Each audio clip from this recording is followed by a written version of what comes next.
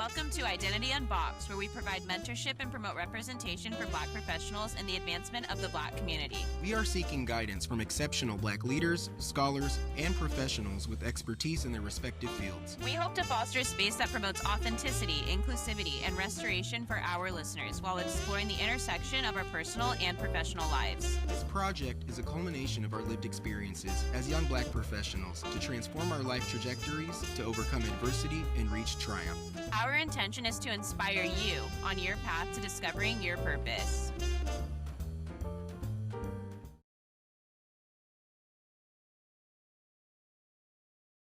All right. Well, hello, Tiana. How's your Sunday? Hey, Brad. Happy Sunday. It's going. I slept in. That was nice. I had a nice little morning. I'm happy to be sitting with you. Thank you. I'm happy to be sitting with you as well. A little different today because I will be interviewing Tiana, the one and only Tiana Cole. I'm very excited to dive more into her personal journey as it relates to her different writing pieces because, I feel like it's really important for people to know the person behind the story. She's an incredibly gifted writer, so much talent, like just the imagery. And when you write, I often tell her that I'm a visual person. We laugh at this a lot personally because I literally see things in images and she helps me reel it back in and, in a manner that is more concise. And as she's writing, just I can see it. I don't know if that probably sounds weird to people, but I see it. And I just love her style of writing. It just really connects well and the way she infuses Black history and Black culture as it relates to her own lived experience as well. It's beautiful. I love it. So singing my praises so much, to you. Brad. I really appreciate that. That is so kind. And I'm glad that the stories resonate with you and others. Just to give folks a little bit of background of how this episode has come to be. Apparently, people want to hear more of Brad and I's personal stories. And when we initially started this project, we thought you all just wanted career advice. That's kind of what we went into it for. And then we realized as the episodes were going on and we started to pull on guests that were nominations and folks that were outside of our own networks, that we really started developing deeper personal connections to folks and hearing more of the personal side of their backgrounds instead of just that professional persona. So we're trying to infuse that a little bit more here. And so I'm excited for Brad to interview me. I'm not usually on this side of the mic, so it will be interesting. And I do want to let folks know that Brad did not share the questions with me in advance. And I asked him that specifically because I want to answer this as honestly and candidly as I can. So I'm really interested to see what you ask. If there's any wild cards, I'm a little nervous about that, but we'll see how it goes. Yeah, I did ask Tiana. I was like, I'll send you the questions before. And she was like, no, I just want I want it to be organic. I don't want to overthink the answers or think of a way I want to answer it. I want it to just be, natural in a regular conversation. So I love that. I will say the questions are pretty structured. However, okay, you know us and I know you personally. It's gonna go off so script. it's gonna go off because I kept a solid base, but we will be getting into some things that you're comfortable with. You're going to probably have to stop me because I can talk for a really long time. That's what we do now. And that's okay. We love that. But we have all the time in the world. I mean, we're not on a time limit. We create the episode length. So Exactly. Well, I guess with that, I'll get started with the formal introduction and move into the first question. So on this bonus episode of Identity Unboxed, we are sitting down with our very own Tiana Cole to discuss her creative nonfiction essays and learn more about the woman behind her stories. Her talent shines through her reflective narratives, which coalesce her lived experience with elements of Black culture and Black history. Her works have been featured by Hinton Publishing and Speak the Sojourner, a monthly literary e-publication, earning acclaim for her impeccable talent and storytelling. Her stories Don't Touch My Hair, Lineage, The Little Black Cowgirl, and Amidst the Pews provide insight into the formative experiences that shaped her into the woman she is today, serving as a beacon of hope for Black girls with similar lived experiences. So in your story, Amidst the Pews, you reflect on your experience as a young Black girl raised in the evangelical Lutheran Church, engulfed by both people and religious imagery that shrouded our ancestral legacy through the association of whiteness with godliness. The lack of diversity in the congregation sparked your critical thinking in those formative years, causing you to question the world around you as your awareness expanded with age. Can you reflect on how your lived experience inspired this piece and elaborate how being raised in this environment shaped your understanding of your identity? Sure. Yeah, that's a really good question. I really appreciate how you framed it. I would say I'll have to take this way back to my childhood and give folks just a little bit of history about who I am and how I came to understand my identity as a biracial Black woman. So I am born and raised from Olympia, Washington. So folks that have listened to the podcast before know that I speak about it a lot with Brad and various episodes, just speaking about growing up in predominantly white environments. I grew up primarily raised by my mom's side of the family. My mom is white, my dad is Black American, and he moved here because he joined the army way back before I was born, over 2 decades ago. He came to Washington from the Deep South. And with that, my parents came from two entirely different worlds. So my mom was born in Olympia, was raised in Olympia, and came from an upper middle class family. And my dad grew up in the Deep South in Bessemer, Alabama, raised in abject poverty. So those two people come together, and my brother and I came to be. But with that, my parents struggled quite a bit. I'm a first generation college graduate, so just to give you a little bit of history behind that, not all first gen college grads come from low income backgrounds, but both my parents didn't attend college. My mom ended up later on getting her associates, and my dad did some technical college in construction, but we grew up very low income. And so my mom really struggled. My parents ended up getting divorced when I was 9. So I was pretty young. So early days growing up, I remembered like that kind of nuclear family that you envision, but I don't think I really understood race at the time. Like, I knew I was different. Obviously, my mom's white, so her whole family is in Olympia, and I knew I stood out, right? And my dad's this 6'2" Black man. And again, we're growing up in Olympia, so there's not a lot of diversity there. But I think just with that experience, I started to come to understand who I was and the formation of my identity. And it happened to be in a lot of white spaces. I was entirely isolated from Black culture. I've spoken about that before. My dad doesn't really have much of a connection with his family in Alabama, and either did I. I briefly was introduced to his mom when she had visited when I was really, really little.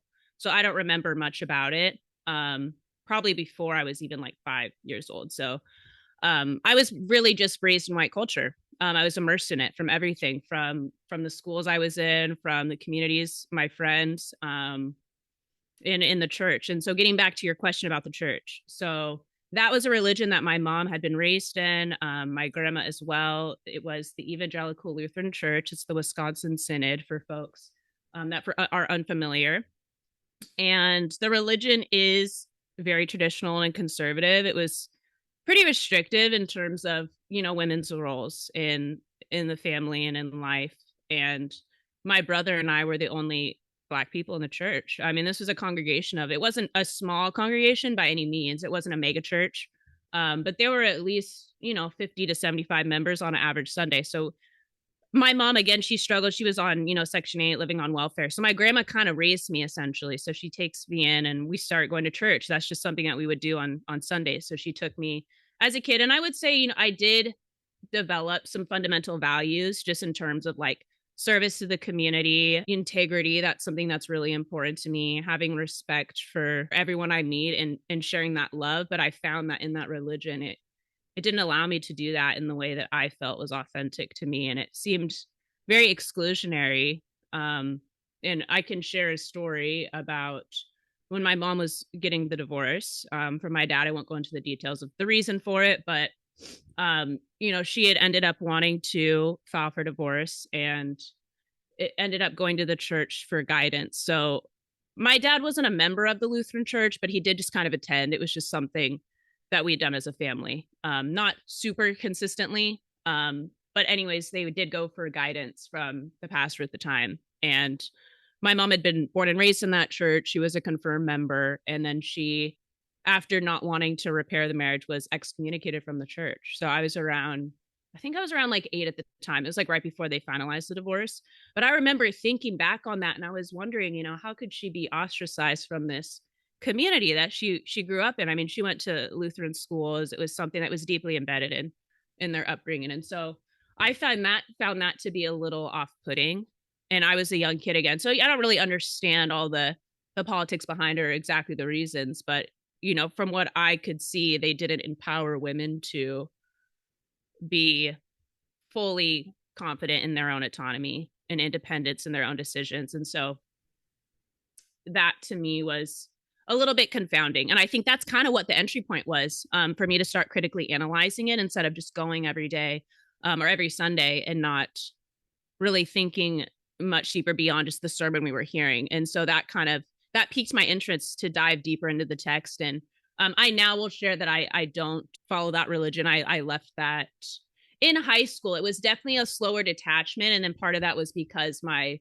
brother ended up coming out as gay, and he was around like 16. So he was in high school. We're 5 years apart. So I do remember that. And that's not something that religion accepts at all. That's considered, you know, a sin to them. And so it's denounced. It's not something that is explicitly said, but he wouldn't be allowed to be confirmed as a member in that church. And to me, I had friends, you know, that were gay, and I really fully support that community. I'm an advocate for LGBTQ plus folks. And so, yeah, that just didn't set right with me either. And so I can say with that, my brother and I, you know, we stood out. We were conspicuous in that, like, you're visible when you're in that space. And so I was hyper vigilant about how I presented, how I spoke. Every decision I made, I had to be, I would say it was a perfection, right?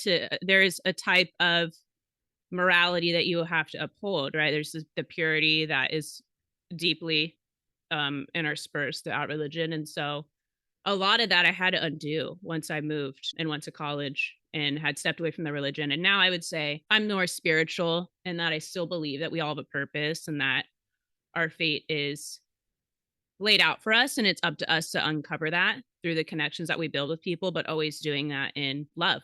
And so, yeah, that's what I would say my experience is. So please feel free to let me know if you have any follow-ups. I know that was a really long answer.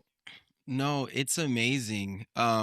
I really, first of all, I appreciate your vulnerability and just sharing that experience. And it's so interesting because I think of like Tiana that I know now, and you are very independent. You are very, I Mm-hmm. don't want to use the strong black woman trope, like all black Yeah. women have to be strong, you know, but you are a very strong, independent woman. You think critically, you analyze different things from a very logical perspective. And so I could only imagine you in that environment at such a young age, probably looking around and being like, wait, you know, this is what's going on here. You know, you said your mom was excommunicated, and that was probably I'd imagine was like one of the first times you were like, something isn't right. Like, this isn't love. Like, someone could be struggling or going through a divorce, and then they're shunned from the Yeah. church that they grew up in. And so, was there, like, I want to know, is there a specific moment where it kind of dawned on you, like, oh, Mhm. there is really a racial divide in here, and we really Oh, are yeah. erased? Because I know you mentioned the Mhm. depictions of Jesus with the Sure. long blonde hair, you Yeah. know, and so was there like a moment where you were like, oh, Yeah, no, definitely. That's a really good point to bring up. So I would say, you know, that really hit me probably after my mom had been excommunicated, because I was getting to the age where you go through confirmation. It's called catechism. So it was like the study of the word. And it was a long process. It was like a 3-year long process. It was a class, something that you have to do every Sunday, kind of like Sunday school. But it was something that every member of the church went through to be confirmed in the church. And so, being me, I was always a skeptic. And so I was in the catechism class for probably like a good 6 months to a year. I think I went through it for a bit, but I was nowhere near like finishing the course. And I remember it came to a point where I said I was too busy. You know, as a kid, I had other extracurriculars, and I don't think I wanted to be honest with my family of why I didn't want to do it anymore, because I didn't fully understand, but I knew that it was odd that there were no other people of color in the church, by the way, like in terms of confirmed members. So this was an entirely white congregation, essentially. And every now and then there'd be like, you know, a couple people of color that would come in as like visitors, or some of them eventually got confirmed, but it was very, very sparse. And so I think just observing that, I found it just uncomfortable, I would say. Like I found it uncomfortable because I didn't understand why there weren't other people that looks like me and there wasn't any representation. And it's difficult for me to explain this because I was never excluded. I would say, like, I was never made to feel like I didn't belong, but I knew that it wasn't right in my soul. And so that's led to, me writing that piece because I had a lot of these conflicting feelings. And I just wrote that one recently. So it's taken me almost like eight years, I think, to like really grapple with a lot of that. What I would say is religious trauma. But yeah, that was definitely like the defining moment. I think it was like I didn't continue with the catechism class. And then my mom did have a bit of an influence on that too. She didn't sway me either way, but I think just like me witnessing her being completely removed from this community was it. That was kind of, the impetus behind me critically analyzing it. I love how you touch on that aspect of religious trauma. And when you grow up in religion, like, that is where a lot of people find their foundations of their identity, like you said, their morals, their values. And so I could imagine for all those people in there, seeing that imagery of, white Jesus and you being the only black face in there, and even seeing someone get excommunicated, I can only imagine it creates I feel bad for saying this, but it kind of feels like a cult like culture where it's like if you're not good enough, then you're excluded from the space. And in this story, you said, I will comment that it was not resonating, not because I did not feel spiritually fulfilled in my relationship to God, but that the words themselves were concocted to serve a different purpose, a purpose that is far in contrast to the one I believe God to profess. And I was wondering, if you would be comfortable on speaking to how, ever since you've distanced yourself from that, has that impacted your relationship with your family at all who still practice that, or how they view you in any way? Yeah, entirely.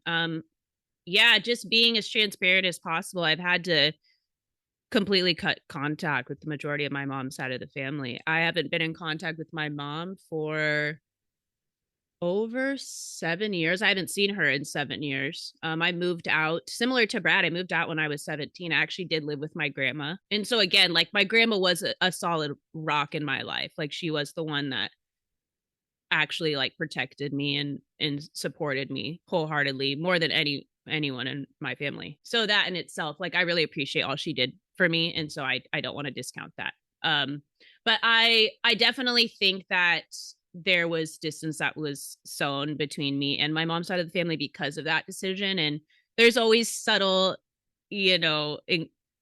subtle comments made about come back to church or, we'd love to see you. And there's members of the church that, they may even listen to this podcast. I hope they're doing well. They're always very kind folks to me, but they may listen to this and they wonder why I don't come to the church anymore, and I think it's something that hopefully prompts some introspection on their part to analyze why their communities are homogenous and how they haven't stepped outside of that. And so that goes for my mom's family as well. I mean, when you look at the genetic makeup of my mom's family, the majority of them, as far as I know on my mom's side, are all white. There has been family reunions that were had that my brother and I were never included in. And I had found out about them as kind of an afterthought, but it was almost just as if my brother and I were always kind of on the fringes of the family. I don't know. I don't think they intentionally meant that, but it was a colorblind environment that I was raised in. And so once I started to come into myself and really center my identity, which I was not encouraged to do as a kid, I was raised in an environment where it was not even really spoken about. I mean, it was clear that obviously I'm Black, right? Or biracial to some folks, but many people just didn't really comment on it. And so I know we'll probably get into this later on, even though I haven't seen the questions, but I think just because of their value systems not aligning with mine, I can't really be in relationship with them in a way that feels authentic to me and true to me and affirming. And so that's why I've intentionally made that decision. I don't advise people to cut off their families, right? It's a culmination of adverse experiences that I had, and this decision was very deliberate, and it started slowly. It started with my mom, who had caused a lot of psychological trauma in my life, and I needed to move on and separate myself in order to get to that next phase of where I wanted to go. And so that's kind of where it started, and then trickled out from there. Yeah, can you speak more to I know a lot of people struggle with trauma bonds with their family. They're used to Mm-hmm. the toxic cycle remaining in Sure. that even, no matter how harmful it may be to them. That's Mm-hmm. something I feel like you've really helped me with, like learning that, Yeah. just because they're family, you don't have to tolerate the disrespect. And Mm-hmm. I really admire how you are so firm in your boundaries. And I was wondering, can you give any advice to people who may be like stuck in those types of situations, like how to find the Yeah. strength to do that? And so, how do you find healthy coping mechanisms? Because you're Yeah. very strong, but that has to come with a lot of pain. Because Yeah. in a perfect world, you would want to have the best relationship with your mother, the best Mm-hmm. relationship with your grandma, your grandfather, all these people. But Mm-hmm. sometimes that's just not the reality because you have to protect yourself. Yeah. Yeah. No, that's a complicated question. I don't think it ever gets easier. It's not easy at all. Severing ties with people that, I mean, your parents you put up on a pedestal, right? I mean, you idolize them as a kid. You think these people are the most important people to me. But then I had to identify where a lot of the issues and really what was a lot of trauma was stemming from. And the root of it was coming from situations with my mom, and even with the divorce with my parents. Like my dad was not present as a kid, so I don't think people really know that, because I haven't shared a lot of my family other than with like close friends. But I was raised by my mom and then my grandma primarily, but my dad was kind of, he was in and out. They divorced. He struggled economically for years. I write about that in another piece.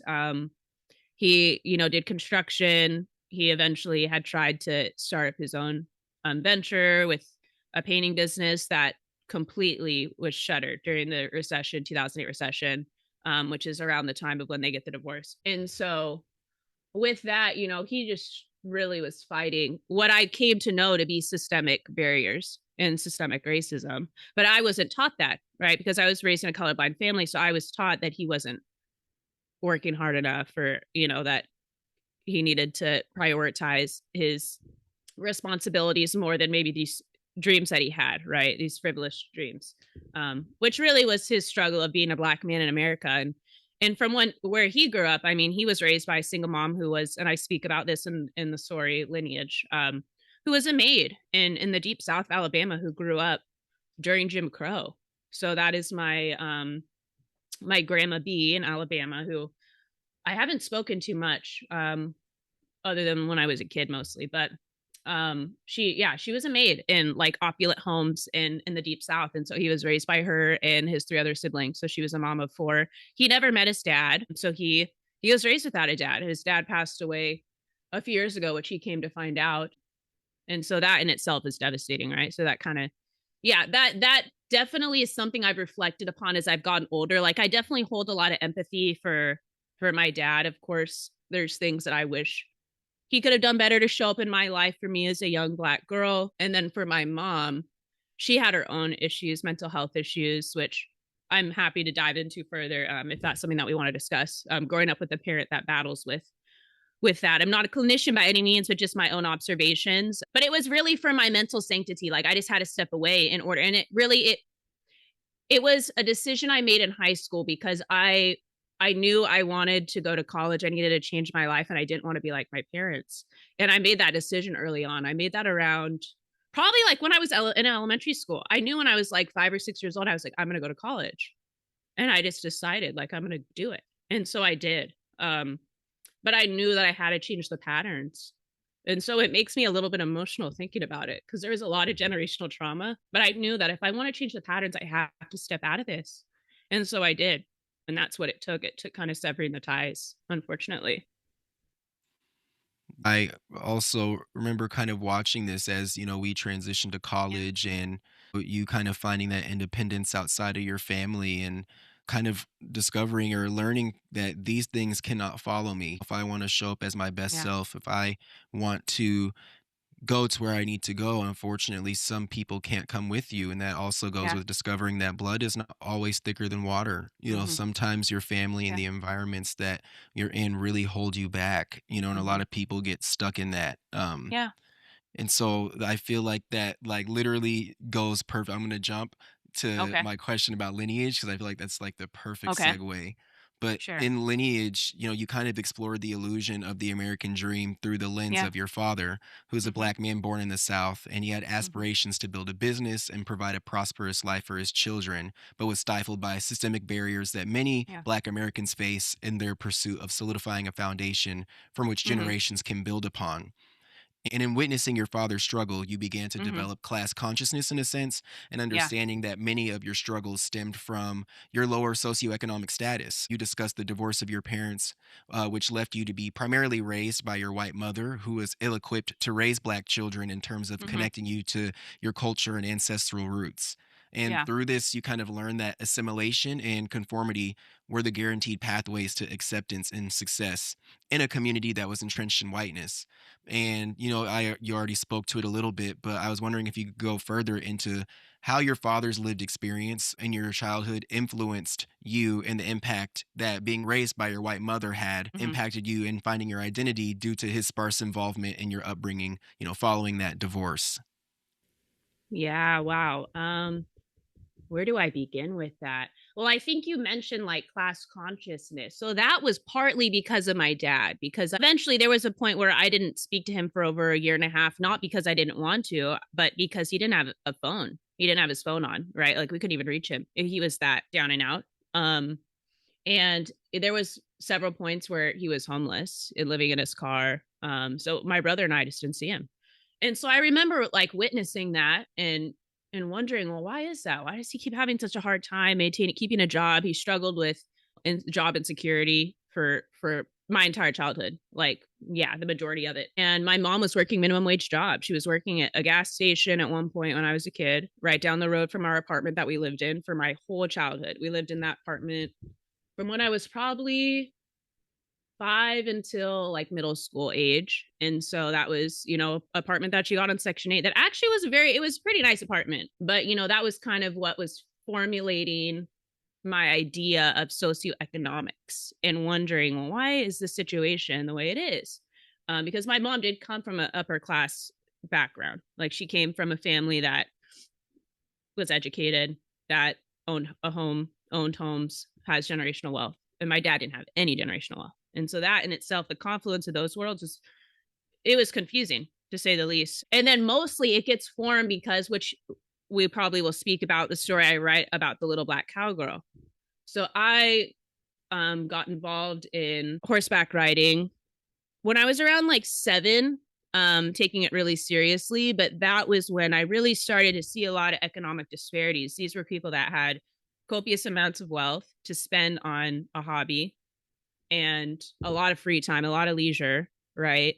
And that was something I was afforded to, which I'm incredibly grateful for that I had the experience because of my grandma that ran in her family and on my mom's side of the family.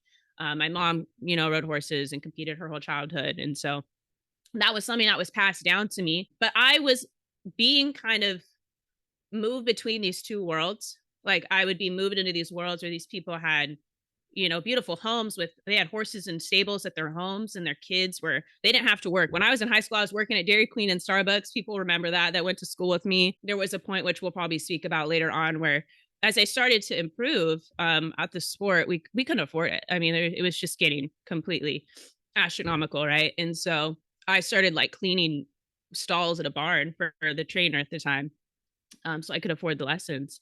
And so I'd get up 6 a.m. every week and I'd clean the stalls because we couldn't afford it. Um, but I think for me, like I realized that because I was like, how did I have the chance to be in this type of space, right? It was a space that was shrouded in elitism, copious amounts of wealth. I mean, people that are highly educated and, had generational wealth. I mean, a lot of these people, it was majority white sport. At times, most of the time, I was the only Black person in the room in every single competition, every stable that any trainee stable I went to, I was the only Black girl. There would be occasional times where I would see someone else at like a competition, but that wasn't common. And so for me, I think just like the convergence again of like understanding how that came to be, that helped me identify the disparities and really like systemic racism and the struggles my dad was going through, because I realized like he doesn't have any footing to fall back on. He didn't have an education. He had the technical degree, but the trades, I mean, they can be, really prosperous at times for folks, but for him at the time they weren't. So, yeah, I think I just understood poverty at that point, and I was like, I don't want a life of poverty. So I have to get an education like these people that they can afford this sport. And I was told that by the trainers at the time, the parents, and they were always very welcoming of me, and they supported me. I don't think a lot of them knew what I was going through, or the socioeconomic status of my mom by any means, but they'd always said, you got to get a good job so you could afford to do this again, because I was told I had a talent for it. And so they had said, well, if you want to keep doing this, you're going to have to go to school. And so then that kind of planted a seed, which I think was really positive for me, because I had that was an anchor through my whole life, through my whole childhood. It was a huge part of my life. Yeah. And so that's probably, I would say, one of the most, formative experiences that led me to understand the struggles that my dad, and not only my dad, but like Black men in the Black community go through, at least Black Americans, in America. So an American dream is a facade that's rooted in privilege, in whiteness, and proximity to whiteness, because that's what afforded me a lot of the opportunity that I had, and being around adults that really believed in me and supported me. I wouldn't have had that environment maybe growing up in poverty without those supportive folks that had resources, really. Wow. Yeah, I feel like your story about, not being able to afford the lessons and having to clean the stalls, on the weekends and amid your busy schedule just so you could continue to participate in the sport. I feel like that literally speaks to how Black people have to work 10 times as hard just to get Yeah. the same access to certain things. Yeah. And was that a moment that you realized too, like something is different? Like all these people are, Hmm. freely doing the sport. I'm kind of combining these questions. Hmm. But you grew up around so much opulence, and there was a Hmm. dichotomy there because it was like you were growing up in a home where your father was, a poor Black man who was struggling to get on Hmm. his feet. Your Yeah. mom was on Section 8. Hmm. And similar to the Lutheran Evangelical Church, you found yourself as the only. Yeah. And we talk about this personally, how it was interesting because in one hand you were encircled and exposed to white Hmm. people with, like you said, copious amounts of wealth, the opulence, the elite, the Yeah. privileged, and then you go home and you're living Hmm. in a completely different reality. Hmm. So you were kind of oscillating between worlds in a sense, Yeah. and I wanted to know how that impacted you cognitively growing up. Like, was there any Hmm. confusion that came with that? Yeah. Completely. I think, you nailed it perfectly there. I was oscillating between two worlds. And then I'm biracial at the end of the day. So I'm having, identity crisis in that, right? I'm like, man, where do I really fit? I didn't really know where I fit for a really long time. And I think I did find a community in, the horse world and the equestrian world.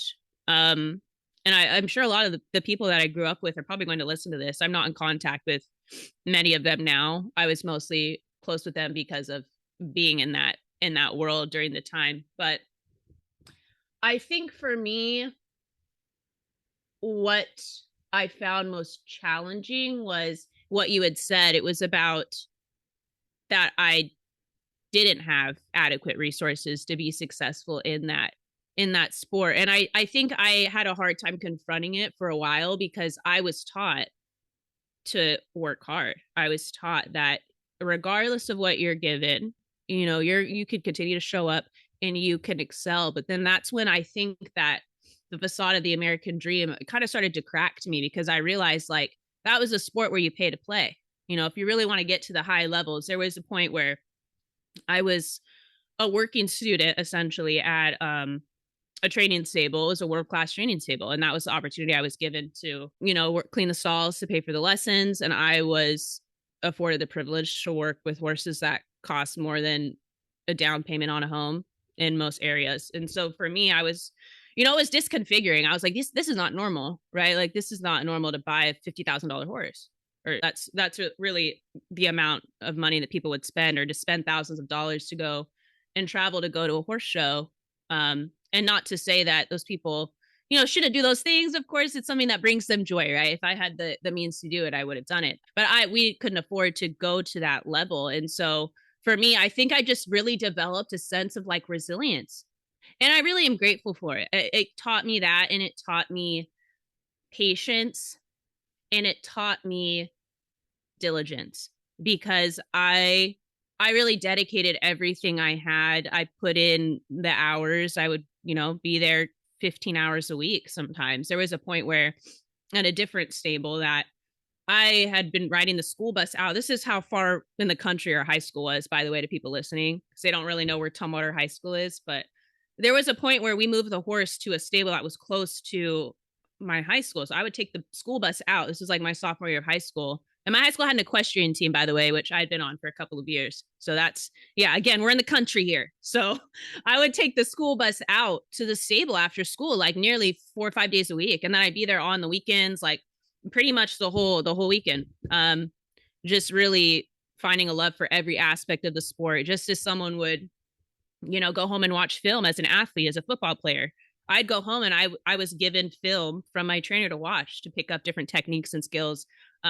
Because if you want to be, excellent at something, you observe those that are excellent at it. And so that's what I would do. I'd go out and watch folks. I'd watch their lessons, and I would observe every single detail of it. But I think it just really taught me, like Brad knows, I'm incredibly type A, very persistent. And I set out, I'm consistent. It's a sport where everything you do, all the preparation counts, and it happens months and months before you ever get to the show ring. Right. But even on the day, anything could change. It's an animal. And so I think I learned that some stuff's out of your control. And I thought it was a beautiful metaphor for seeing what Black Americans go through in this country. And it's odd that you would see that kind of come together, right? Like, how do those worlds collide? But then I think for me, that's when it kind of dawned on me that I was like, no matter how much I put into this, like anything could happen. The horse could decide that day that that's not their day to perform, right? Or something goes wrong and it's out of your hands. And so that's what I kind of confronted, that reality. I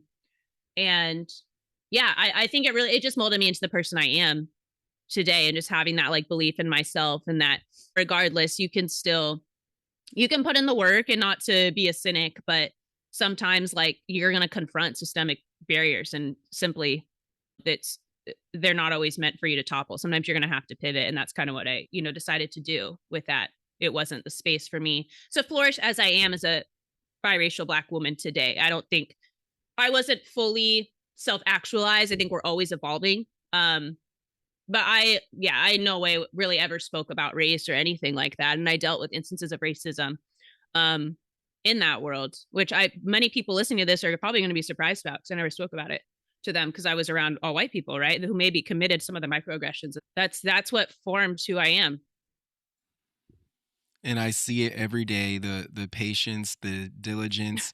What was your horse's name? Was it Bucky? What was his name? No. Bucky. Oh, Bucky, I was right. Not Bucky. Not Bucky. Oh, not Bucky. Was it Bucky? Harley? There was a few of them. There was Harley. Okay, Harley was the one that I rode. He was wild, to say the least. Anyone that remembered him, he had a personality and he was wild. Beautiful horse though. Harley, there was Slick, who my grandma still has. And then Taxman. He was the horse that actually grew up in the family. He was 28, I believe, before he passed. My aunt had rode him. So he was like a family horse. And that was the first horse I learned to ride on. He was, born on tax day. So that's why he was named Taxman. That's my grandma's horse. Oh, tax day's coming up, the 15th. Oh, happy birthday. Good thing I filed. Right. Me too. The reason why I mix up Bucky with Harley, I knew it was one of the two. He did buck.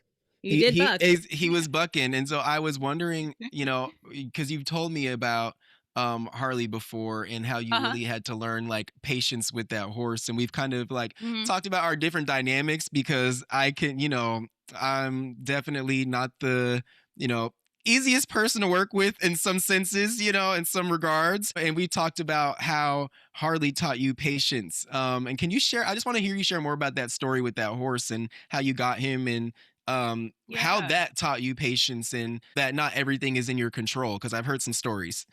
Yeah. I would love to go back. This is fun. I haven't really spoken about this to a lot of people, I think, except probably you. And other, friends I grew up with riding. But Yeah, Harley, he was a firecracker and he was extremely well trained. We got him when I think I was in like 6th grade.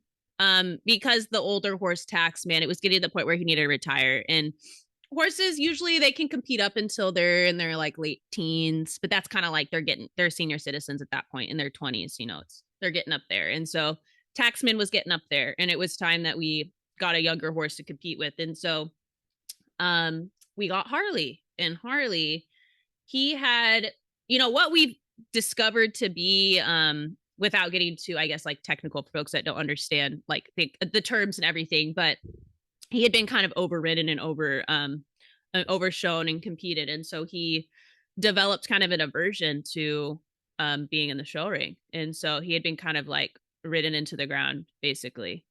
We didn't know that. And so, I was young. I was like 11, 12 years old. And this is a pretty big horse. I mean, horses, thousands of pounds, but he was a pretty big horse. And so there were points where he actually like developed a few habits. And one of them was in the show ring, he could be perfect one day. So we'd go in and we found out he had a really interesting mind. So a lot of dealing with horses, it's like psychological understanding their quirks. And you really start to develop a deep relationship with them. It makes you be very mindful about your body language and about how you're feeling internally. You have to be fully calm and in tune with your emotions because they can sense everything. But I did develop a fear because he developed a habit of running away at times in the show ring. And so we would have a class, he'd be going along just fine.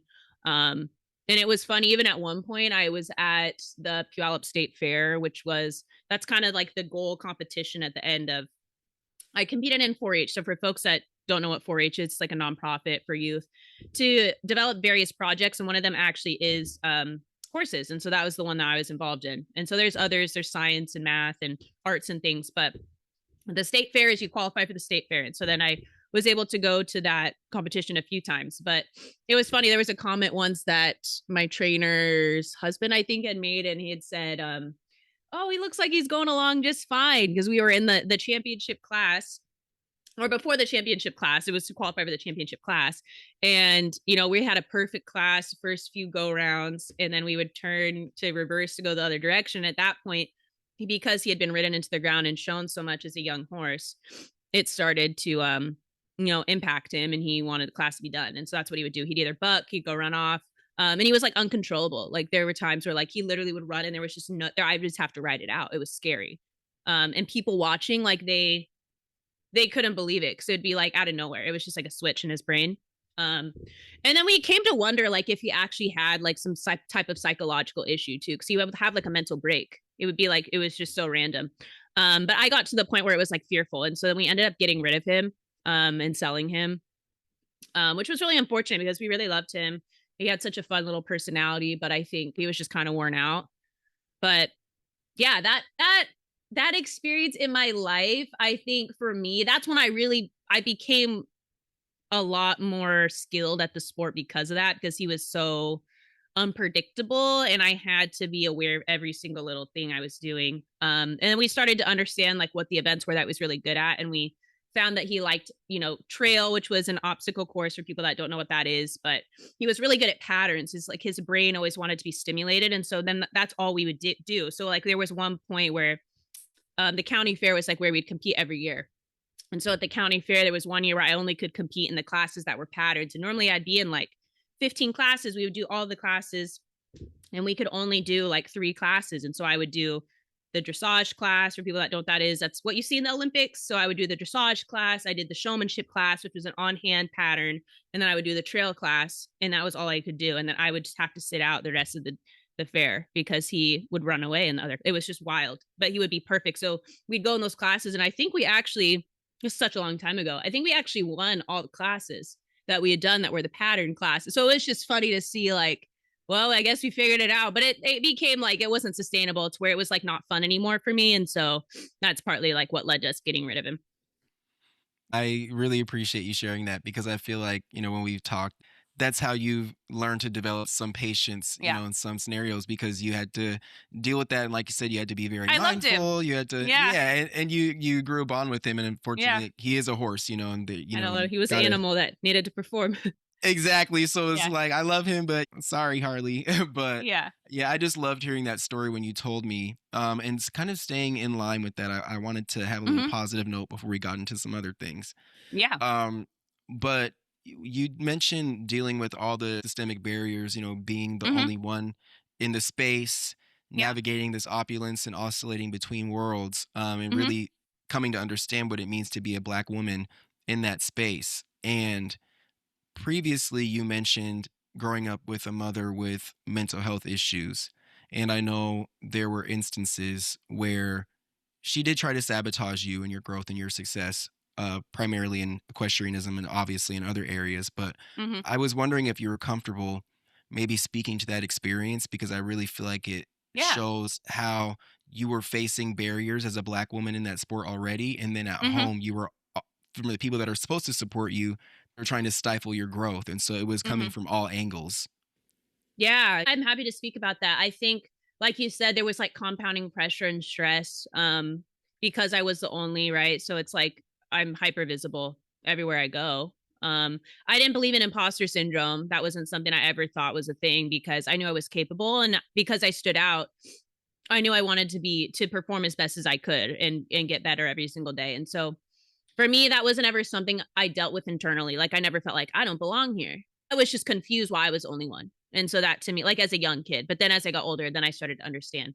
I think, yeah, the issues with my mom, I guess just a broad overview for folks. Like I mentioned, I grew up with a parent that had mental health issues. I've read a couple of books that have helped me resolve a lot of the trauma that was born out of that as being a child of emotionally immature parents. There's a book called Adult Children of Emotionally Immature Parents. Highly recommend anyone that feels maybe they were parentified, pick up that book and go through the journals. And it really helped me understand like I guess the positionality as an adult of where they were coming from. And so, yeah, that helped me work through it a lot. But yeah, I think my mom, she struggled my entire childhood, partly I think because of her own issues of survival. Like she had two kids at, she had me at 20, and then she has my brother 5 years later at 25, and I'm 27, right? And so I can't even imagine at this point. I mean, the economic barrier she was going through. She didn't have a career or anything. So, and then she gets divorced, right? So she's a single mom of two. But I think a lot of her mental health issues, they had transpired before that, before she had children. I don't think they were ever dealt with. And there's stories that were told to me where I believe that was true. And I think, they were just kind of compartmentalized. Um, and I'm not a clinician, so I'm not here to diagnose people or speak to that exact diagnosis, but she struggled with depression, bipolar, anxiety. I do think, she was a narcissistic parent. She didn't really center her children and her decisions. I think partly not to justify it, but partly because of the mental health issues. And they were not managed. And so a lot of that was emotional volatility. Some of my close friends, like, of course, they know like what I was going through as a kid, like especially in middle school, high school. She'd go through like bouts of rage. So with bipolar, a lot of times there could be points where there's like equilibrium. And so like everything goes smoothly. And then there'd be points where like she'd go into these rants and fits of rage, which could escalate to like physical attacks and things, shouting, yelling, screaming. That was normal in my household. Like, and that's not something that I ever would want to be normalized as a parent, right? But that was just kind of how it operated. Like from when I was a kid, living with her alone, right? She's raising us as a single parent until I move out at 17. And so it was sporadic. It'd be just a lot of erratic emotions. There wasn't really emotional regulation. I had to learn that a lot from people like my grandma. So like, again, I'm really grateful I had those people around me because of that reason, because I did learn like that's not normal. And I would see other kids with their families and things. And there were points where even some of the kids' parents that I would be around all the time at these events and the shows and things, my mom would say she would try to cancel the lessons. So she would cancel lessons out of nowhere because she had some type of, I think, resentment towards her kid aspiring for more. I'm not quite sure. And maybe she was miserable or unhappy with her own life or the outcome of it. I can't, come to try to understand that. But yeah, she would cancel lessons, And, you know, she wasn't funding any of these, right? It was my grandma was funding all this entire extracurricular. And my grandma would take me to everything. So like I spent a lot of time with my grandma really. So I'd go home and I mostly was like, that was a landing spot. I would go home, I'd sleep, I'd go to school. But in the meantime, my mom would be either bothering, you know, my grandma about taking me to do these things or putting in barriers. So that would be more difficult. Um, and yeah, she really just added a lot of extra pressure that wasn't necessary. And she really tried to hinder a lot of my goals, which she, I think at times she did support me, but again, like with the mental health issues, she just had a hard time like fully embracing like joy. I'm not quite sure how to explain it. And my grandma had always said that, you know, she might have had like envy towards her children. And so that was something too. But that was something that I had to grapple with later on. But yeah, that how did I work through it? I think that's what you'd asked. You know, I kind of just remained steadfast because again, like where the barn was kind of the safe haven. So I just kept dedicating everything to it. I was out there so much. And then I would be with my grandma a lot of the time. And so that kind of helped me like get a sense of normality outside of what was really just chaos and volatility. Yeah, and it was just wasn't acceptable, right, for kids to grow up in that environment, not to have a loving, flourishing environment. Yeah, witnessing it has definitely been frustrating. I've seen Mhm, the roller coasters, the ups and downs, and like you said, you mhm. haven't spoken to her in 7 years, so, you know, I haven't seen much because there hasn't really been much because you were Yeah. able to set that boundary, but Mhm, what really irritates me is and I'm just gonna speak from, like, you know, off the dome, like, just my personal opinions. Sorry if this offends anybody, but it really pisses me off how, you know, her as a white woman, you know, marrying a black man, having black children, and your mom, from what I know from the rest of the family, you know, obviously, let's be frank, your family is racist, but your mom kind of had some understanding of black mhm. culture and, Yeah. you know, systemic issues. Not Mhm, that she was like big ally, but she was mhm. somewhat aware in Yeah. comparison to your other families. Mhm, And it really irritated me because there were moments where she tried to stifle and sabotage your growth. And we mhm, talked about the moment in the journey of your father trying to start his business, mhm. and how she even tried to sabotage that. So I was wondering if you could speak to that, if you felt comfortable, because I know me personally, it's like it's frustrating to hear that rather than Mhm, using certain privilege to help uplift people, it's kind of like a misery loves company situation. mhm. And she's almost sabotaging herself because if you guys had a good relationship and you grow to be successful, you have a loving heart, you would help your mom.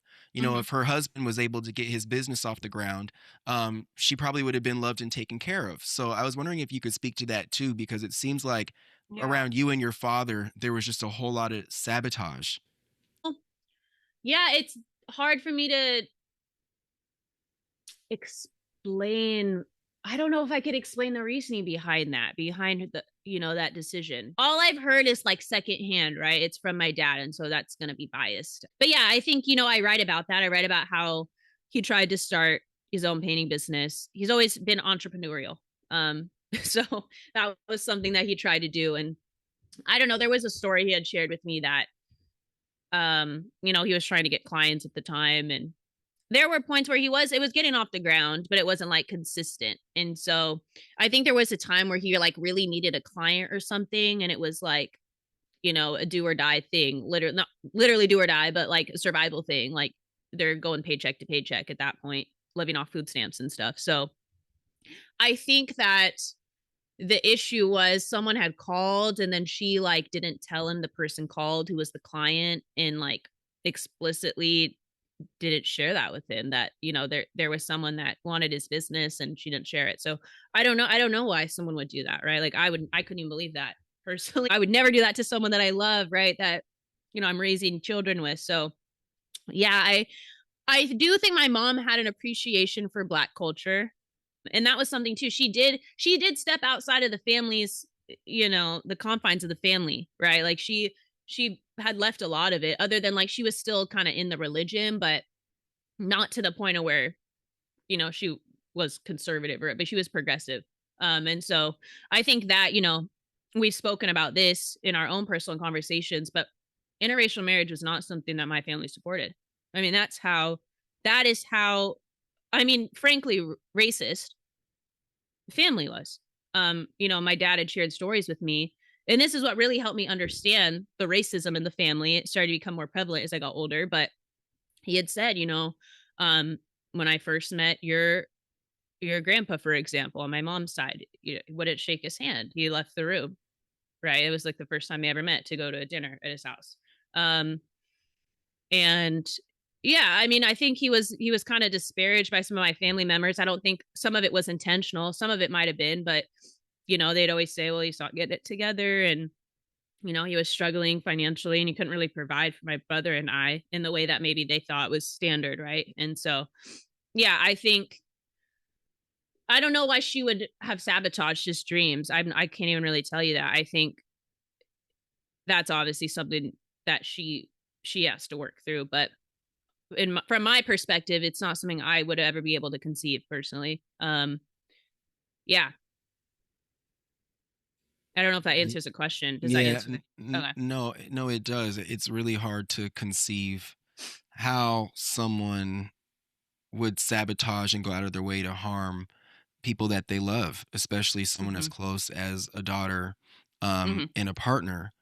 And I know for a lot of people, when they grow up with a jealous, envious mother who sabotages them, that can project outward. And a Mm-hmm. lot of, and I don't want to speak for all women, I'm sure it can be across the board, but that can lead to them being jealous and envious of Mm-hmm. other folks in their own interpersonal Sure. relationships as they Yeah. go out into the world, because that's what was modeled Sure. for them. Your own Mhm. mom's in competition with you, you know, trying to Yeah. hinder your life and your progress. And so I Mhm. know from knowing you, you are a very loving, compassionate, kind person who genuinely wants to see other people, especially other women, win. You're Mhm. not someone who thinks in the mindset of, oh, if this person is winning in this area, you know, that's Yeah. taking from my success. And Absolutely. Mhm. so how did you it's just like you're an anomaly, you know, like you Mhm. dealt with so much, Mhm. yet you're the complete mentally, you're the complete opposite of really what was molded around you, or what could have really transformed you into Yeah. kind of that negative person that you were Mhm. being raised up with. So how did you Yeah. gain that self-confidence to not want to tear other women down when you were being torn down? Yeah. Wow.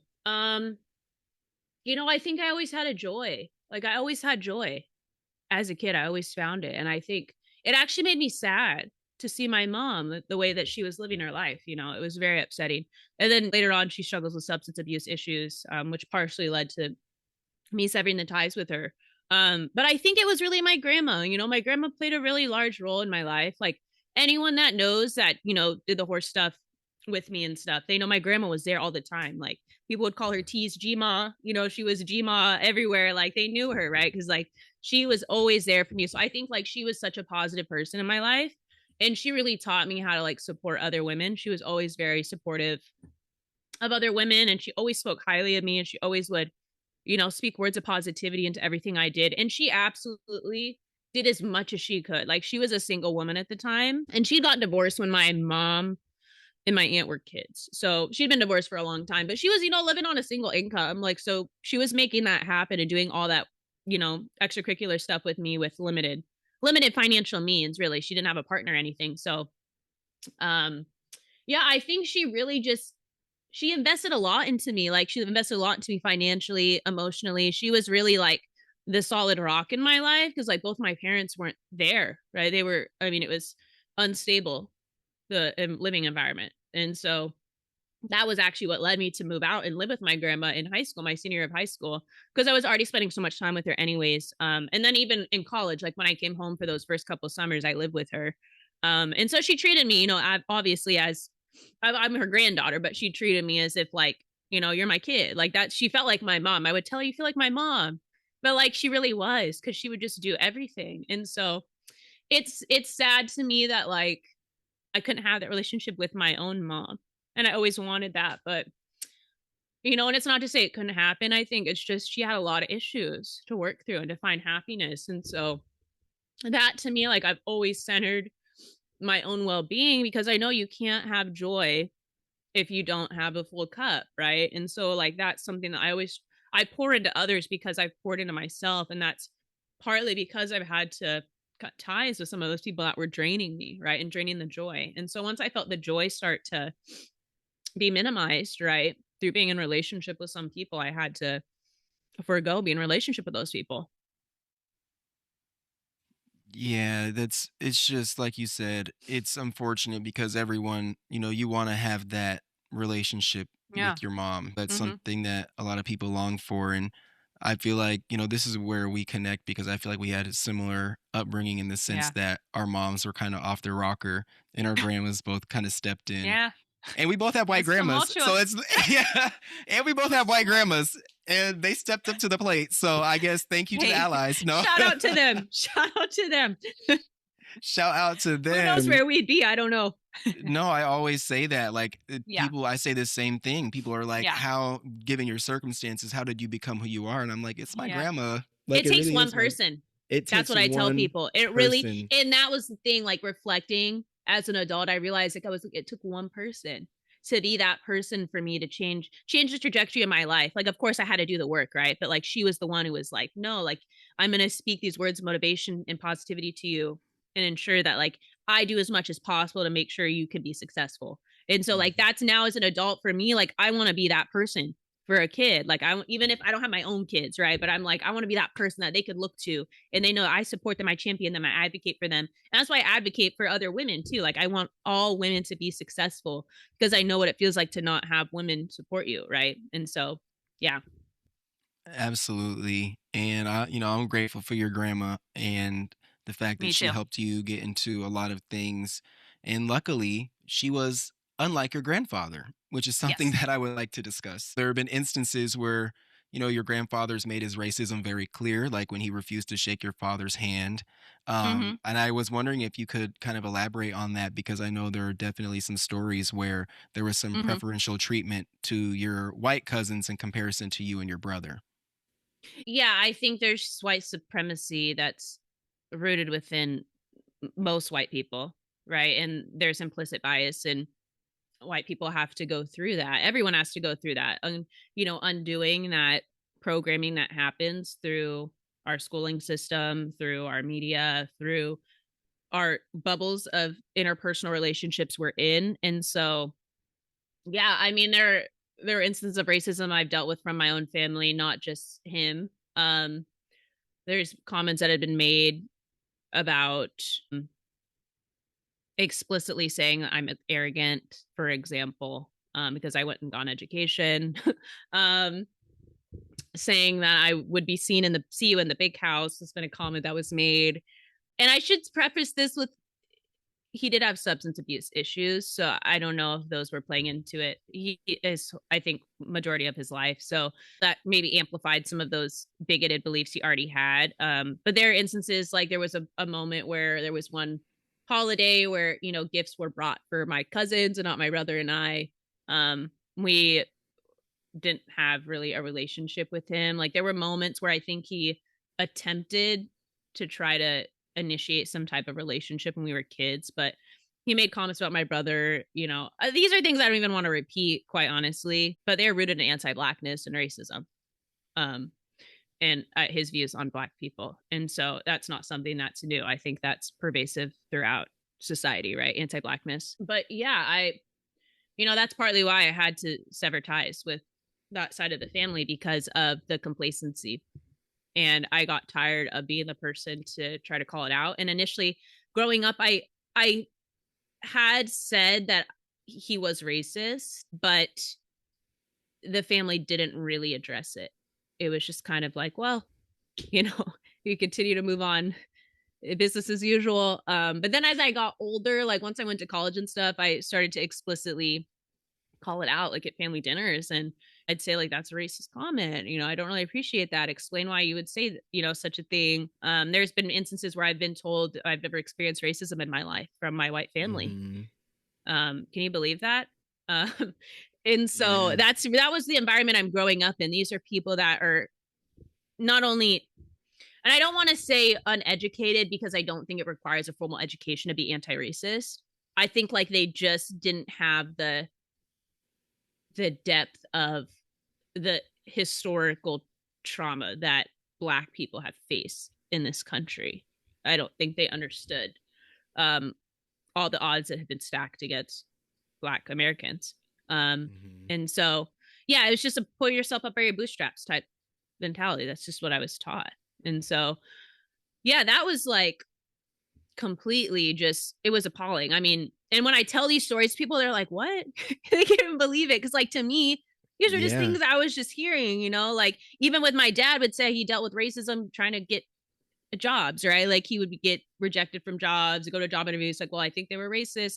And I would be told, you know, by family, well, he's just saying that, it's not really racism. Like that's what I would be told. And so I had actually compartmentalized it for a while. I was like, maybe it is him. Like maybe he's not able to just, you know, showcase his skills or something. Like he's not as qualified or whatever. Like it's actually kind of like unbelievable. But like I had started to internalize the white supremacy myself because I was like, why can't he get a job? Like, you know, and it's wild. But then eventually I came to realize, like, as you know, I became older, a teenager, and then I've gotten to more discussion with him about like his upbringing that, yeah, I started to understand it more. I didn't really know as a young, naive kid, like, why can't, you know, he hold down a job or build something up for himself, some type of economic foundation. So, yeah.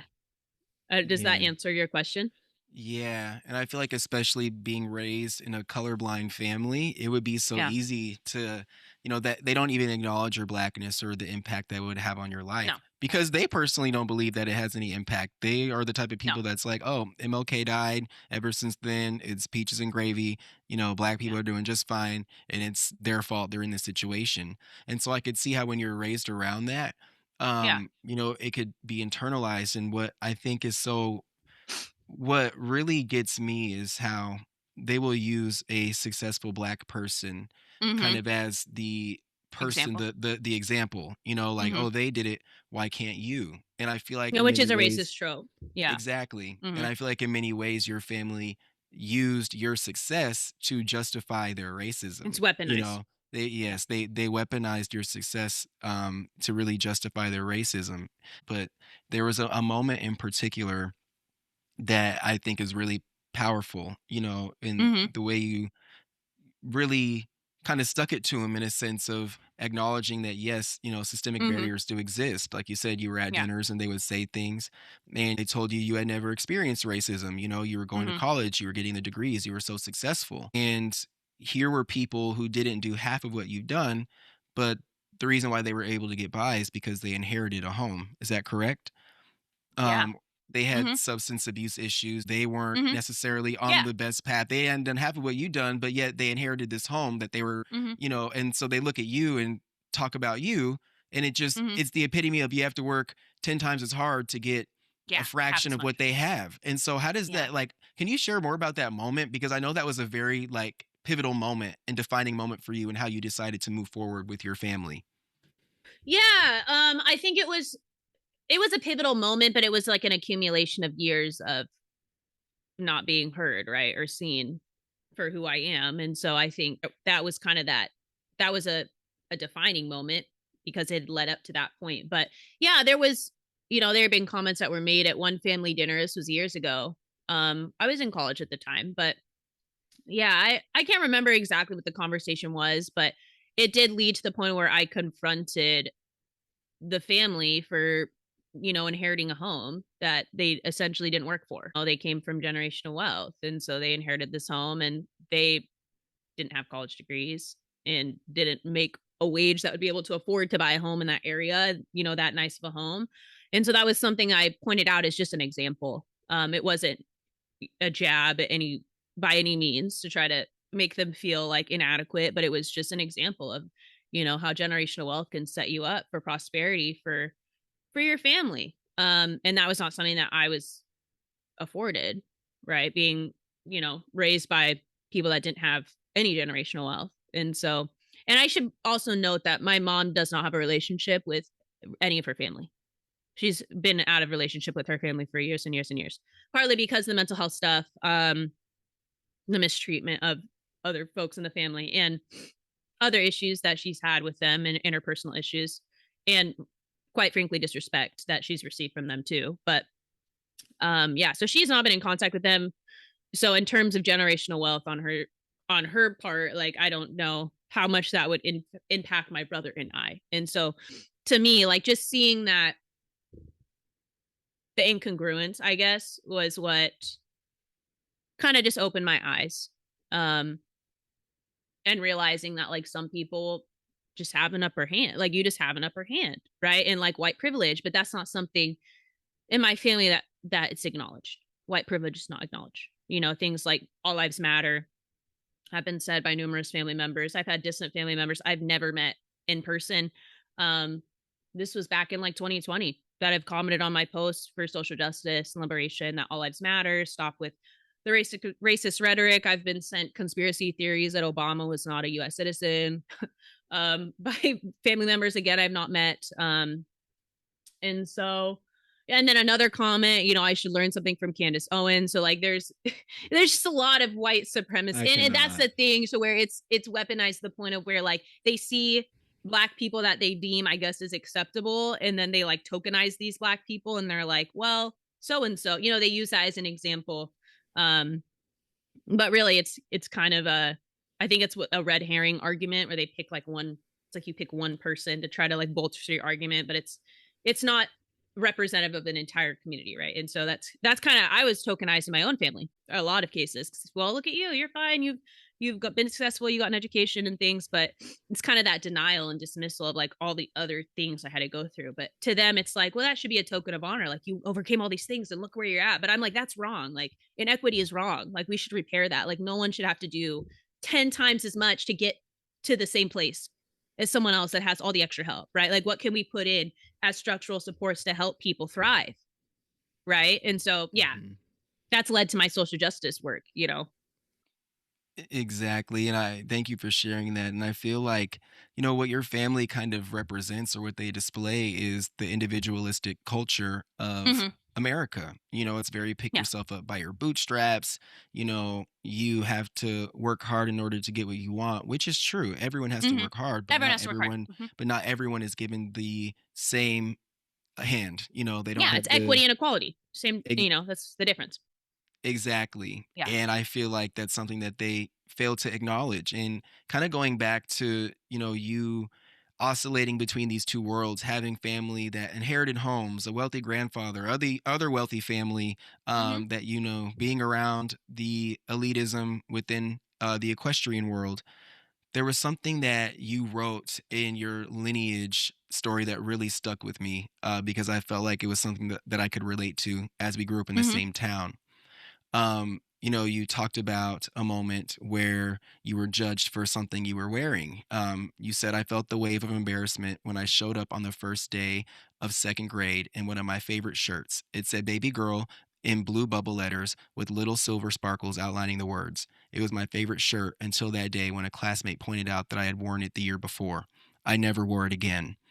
And that really stuck with me because I feel like in Tumwater, we like grew up around people that were engulfed in privilege, really. And there were times when I would go to school and I wouldn't be wearing name You have brands. new Like I think, clothes, new school yeah, I clothes. had like a Yeah. and one shirt, which is like knockoff Jordans, and people would like call it Yeah. out, or like my shoes, or The you Walmart know, version. exactly. They would like call those things out. And Yeah. um, can you like speak a little more to how that moment influenced you? Because you never wore that shirt again. And I feel like Mhm. something like that, it'll stick with you because that I feel Yeah. like was a defining moment where you realize, oh, I'm not, my parents can't afford to get me new school clothes every year. Mhm. You know, so how did that Yeah. moment kind of define that for you?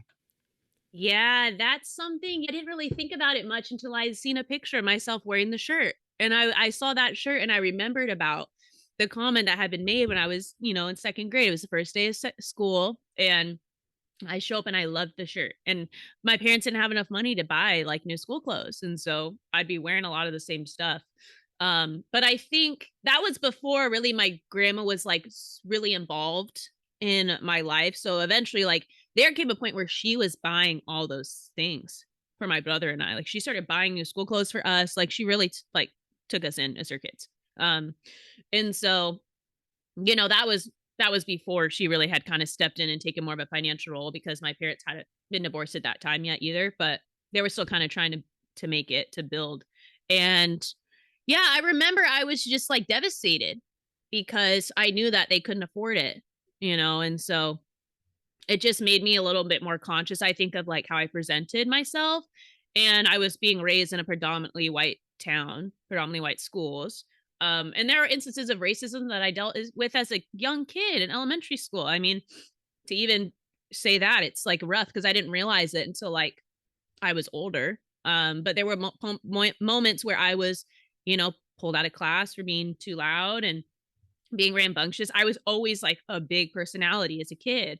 Like I had, like I was always someone who was like, I was loud. I like to have fun. And as a kid, it was kind of like I had the uninhibited type of like joy. And so I would get like kicked out of the class. I was being disruptive. I would talk too much, but, and then some of it was racially like motivated eventually. And my mom did, I will give her credit for like, she would step in at times where I was experiencing racism, because that's what she recognized it to be. And so she did, go to appropriate folks to like address a lot of that. But yeah, I didn't really know at the time, because like as a kid you don't understand race, right? Like you're just, yeah, you just don't, you're confused, you don't understand why you're being like singled out and things. But then other kids would be like, oh, I think that was, I think that's because you're Black. Like there would be kids explicitly that said that, and then there were other kids of color that would go through some of the same instances where they were being kicked out of the class and it was unfair, right?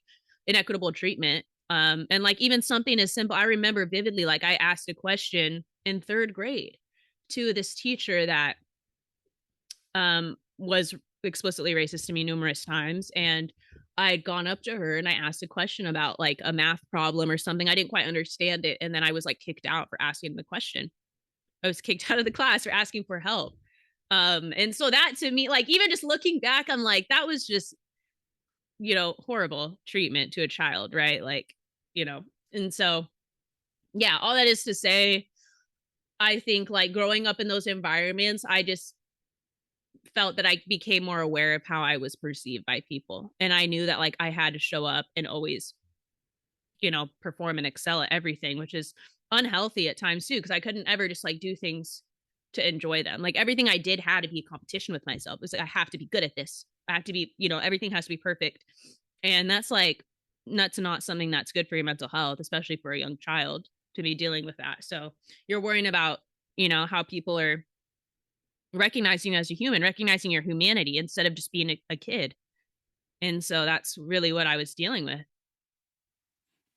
Exactly. And, I often talk about, or we talk about personally, people's perceptions. It's easy for people to perceive you to be a certain type of way when they don't know Mm-hmm. where you're from or your background. And when we were talking about doing this and sharing your story, I was like, I feel like it's important for people to hear, because often on the podcast, you talk about being biracial and being raised by your white family and being exposed to Mm-hmm. those circles. And so Mm-hmm. people who don't know your story might just think, oh, Tiana's this privileged light skinned girl who got help from her family, but they don't know the struggle. They don't know that Mm-hmm. you couldn't afford new school clothes. And so people were shaming you for what you were wearing because they saw you Mm-hmm. wearing it before. They don't know the stories about growing up on Section 8 and relying on Mm-hmm. social programs. They don't Mm-hmm. know the stories about you cleaning the stalls because you were too poor to afford riding horses. And so while you Mm-hmm. were exposed to a lot of those environments, that was not the life that you were living. It wasn't No, like not in you the just, day to day. no, Mm-hmm. no. I Yeah. mean, and you had support from your grandma, so that Mm-hmm. got you access to certain things. But in Exposure. the Yeah. exactly, but in the day to day, it was, you did not grow up with some silver spoon in your mouth. I remember us Mm-hmm. both working. You worked at Dairy Queen. I worked at Yeah. McDonald's. You were in We were the always working. you were always working. You were in the Camry. I have this picture of you like sleeping in the car before track Yeah. practice because we would be so tired that we I would couldn't do it always like today. take right. We would No take way. like a 20-minute nap in the car between Between the school and school practice to work. yes. Yeah, I And remember that. exactly. We were like really on the grind. And I think about it Exhausted. now. And it's so funny though, because I feel like we've both had to unlearn grind culture because Yeah, we almost, that was what it was instilled. yes. And in high school, we almost Yeah. glorified it. We would be like, oh my Yeah. God, so exhausted. We Eye slept 4 bags on the hours. grind. Yep. We're like on the grind, rise and We would. grind. Like we Yeah. would, like we were fully like It was engulfed in toxic, honestly. it was like that. When I think about it, it's like, oh my gosh, like we would get no sleep I had surviving to on. teach myself how to rest. Like as I got older, I used to be like feel guilty for resting. Like I wouldn't allow myself to do it. I'd always have to be productive. Like it was really unhealthy. I'd get up at 4:45. Like you knew this. I'd get up at 4:45. I'd be on the go all day until like 11. I'd be working, school, go to the gym, you know, do whatever it was. And I would fill my days, pack them instead of just being like, I should just exist today, you know? Exactly. No, exactly. It's like, and I just think it's funny now how you've had this transition because now I see you in work environments and you really prioritize your health, yeah. your wellness, your well-being. You know, you're I not going decenter to let urgency culture. exactly. That's number one. Exactly. And you Yeah. used to be the most like you were just on the go, like you On were the on the go. grind, sleep. all the time. Yeah. 5 a.m. I was the 5 a.m. propaganda person. Your 5 a.m. before your day starts, and don't sleep, no sleep. It was just productivity, and I think that's an extension of like being Black, right? It's just performing like, and I'll give another instance actually, which was when I was in 4-H as a young kid, right? And so when I was joining the club, I think I shared this with you already, but many people don't know the story except my grandma, actually. But at the time, I was joining the club and we were told that I had to like try out to be accepted into the club, which that's not a standard. That's not a standard. It's just anyone could join. You just pay the dues and you join. There wasn't like a barrier to entry. It wasn't like a club sport where you try out and you're accepted onto the team. It was 4-H is like an open, it's a nonprofit, it's anyone's access, right? And so again, I'm the only Black person in this whole space. So like you would hope that these people think like, we want to support this young Black girl who, clearly loves this and has a passion for it. But I was told that I had to try out basically. And it was like my first horse show ever. And so I was like 7, 8 years old, and I have pictures from this. And it was my first horse show, and I couldn't get this like one skill down. I remember I was so stressed about it because I kept messing up on the one skill, and like my grandma was on the sidelines like, you need to fix this, and I was like so stressed out. And I think about like that weight, right, that emotional burden that was put upon me as a young kid, which really I didn't know at the time was racism, that they were making me try out for this club that was open to all youth. And I'm a disenfranchised youth that's low income, being told I need to try out to make sure that I'm good enough to be a part of the club. And so, that in itself, right, just kind of shows you like, that's what I was taught. Like, you just have to perform all the time. And that's why I became the way I was. And I didn't even realize it until later on. And then, there were other instances where I dealt with racism in those same environments. But my grandma had witnessed some of that. And again, like, because I was raised in a colorblind family, it was kind of brushed aside. It was just brushed aside. They would always find another answer for it, right? Like, that's not why. But it was like that was why. Like, there were just numerous instances and comments that would be made that it was like, that was why. It was like, it was a racially motivated comment. And so it shows like there's so much harm. Like, it's detrimental to a child, to a Black child in those environments, to not validate these experiences and hear these kids out, right? It's like, if they're bringing this stuff to you, like, clearly something was wrong. And it's like, as a white person especially, you got to decenter yourself and be like, let me open up my perspective. They're never going to fully understand it, right? But like, as a kid, I was like, why do I have to try out? Because I knew that was like, no one ever tries out. Like, other kids didn't try out, but I had to try out. And then I ended up getting into the, to the club or whatever. But it was like, oh, now I have to try out for everything to be accepted into white spaces. And I'm 7 years old, right? It's like, that's not okay. Like, can you think about the amount of harm that causes someone mentally? Exactly. I feel like that is the story of your life, and just being underestimated and always having to prove yourself. I feel like that's been a consistent theme as a Black woman because, especially growing up in these white spaces, they already think a certain way. They already doubt you. You don't belong. You don't belong. And the same thing happened in track. I remember you were trying out to be on the relay team, or you were one of the fastest and you wanted to be on the relay, and they made you run the 400 by yourself. by I did yourself. one day and not at a normal practice. I did. That is not something I even really talk about. I actually Yes. I don't even think about it, but I did have to do that. And like people know me that from high school that I loved track. Like it was so fun. That's how Brad and I became friends. Mhm. But yeah, I did. I had to run like a 400, which is like for people that ran track, like that's horrible. Like running a 400 first off, Yeah, that's horrible. the hardest race. Let alone like going all out by yourself, no one around you. So it's like you don't know how fast you're going. You have no idea. You can't gauge that. And so like I had to my junior year, I was told that even though I had faster times than other people that were on the team, I was told you have to do a time trial out of practice. And so I went out like one Saturday morning or something, and it was early in the morning to go run the 400 with the coach, just me and the coach, to show that I had the time to further confirm that I was fast enough to be on it. And so I did. I finally got on it, but yeah. And that's what makes that a big deal is it's not like, oh, you had to run, like, of course, track, it's all about time. You're not but if conditioning, yeah. But if you know about the 400, if you want to perform your best, you have to have people in that race. That's just not the type of environment where you do well. And so that is not the race for you to like run by yourself for a time. By yourself. Yeah. And so it's almost like when I heard that, it's almost like you were set up for failure and you still overcame that. You still had one of the faster times. And I really feel like that is just the story of your life. There have been so many instances where you are literally set up for failure. You know, you have to do things on your own. You know, you're very independent. And yet every time you're like, I'm still in the room, like I'm still here. And it's not, you know, like you said, I feel like that does a lot to your psyche because I feel like anyone in that situation, yes, you always feel like yes, and you always feel like you have to perform. Yeah. And another thing I wanted to share and talk about was something I witnessed firsthand with you on the track team. When we're going way back. Okay, we're talking 10 years ago. Let me think. I got to get into the headspace. We're going back a decade, y'all. Okay. When we were on the track team and you know, it was around the time you were applying for colleges, and I won't say his name, but there was a person, you know, I don't know how it got brought up, but we were talking about how you were applying to UW and hoping to go to UW. And he says verbatim, Tiana's not smart enough to get into UW.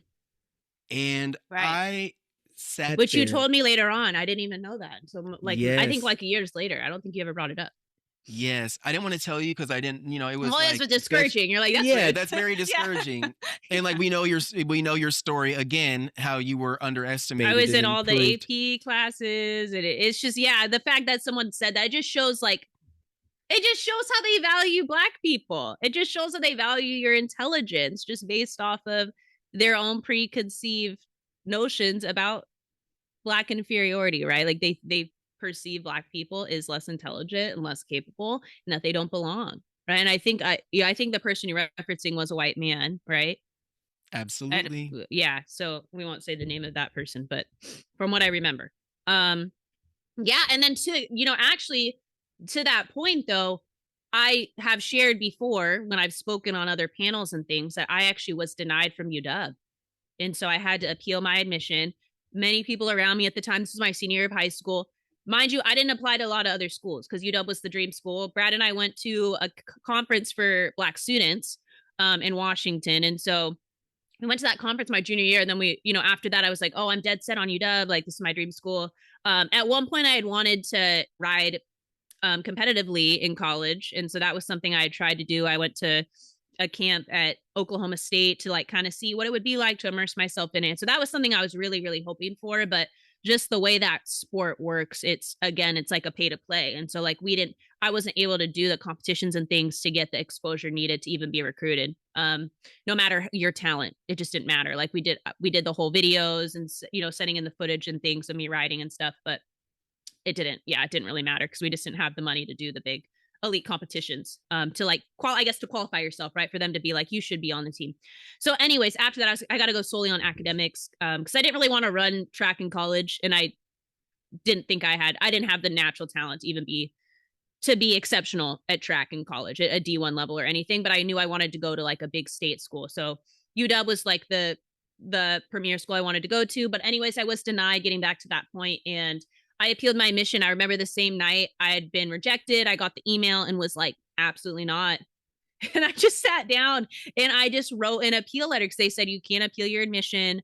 And so I remember writing like this whole, and I was angry at the time. And so I'm really glad I did run this by my high school AP Lit teacher, because he went through and he's like, okay, let's redefine this. Like, we can't set it in the way it is right now. So we reworked everything. But he was like, this is a really good, application, like send this back in.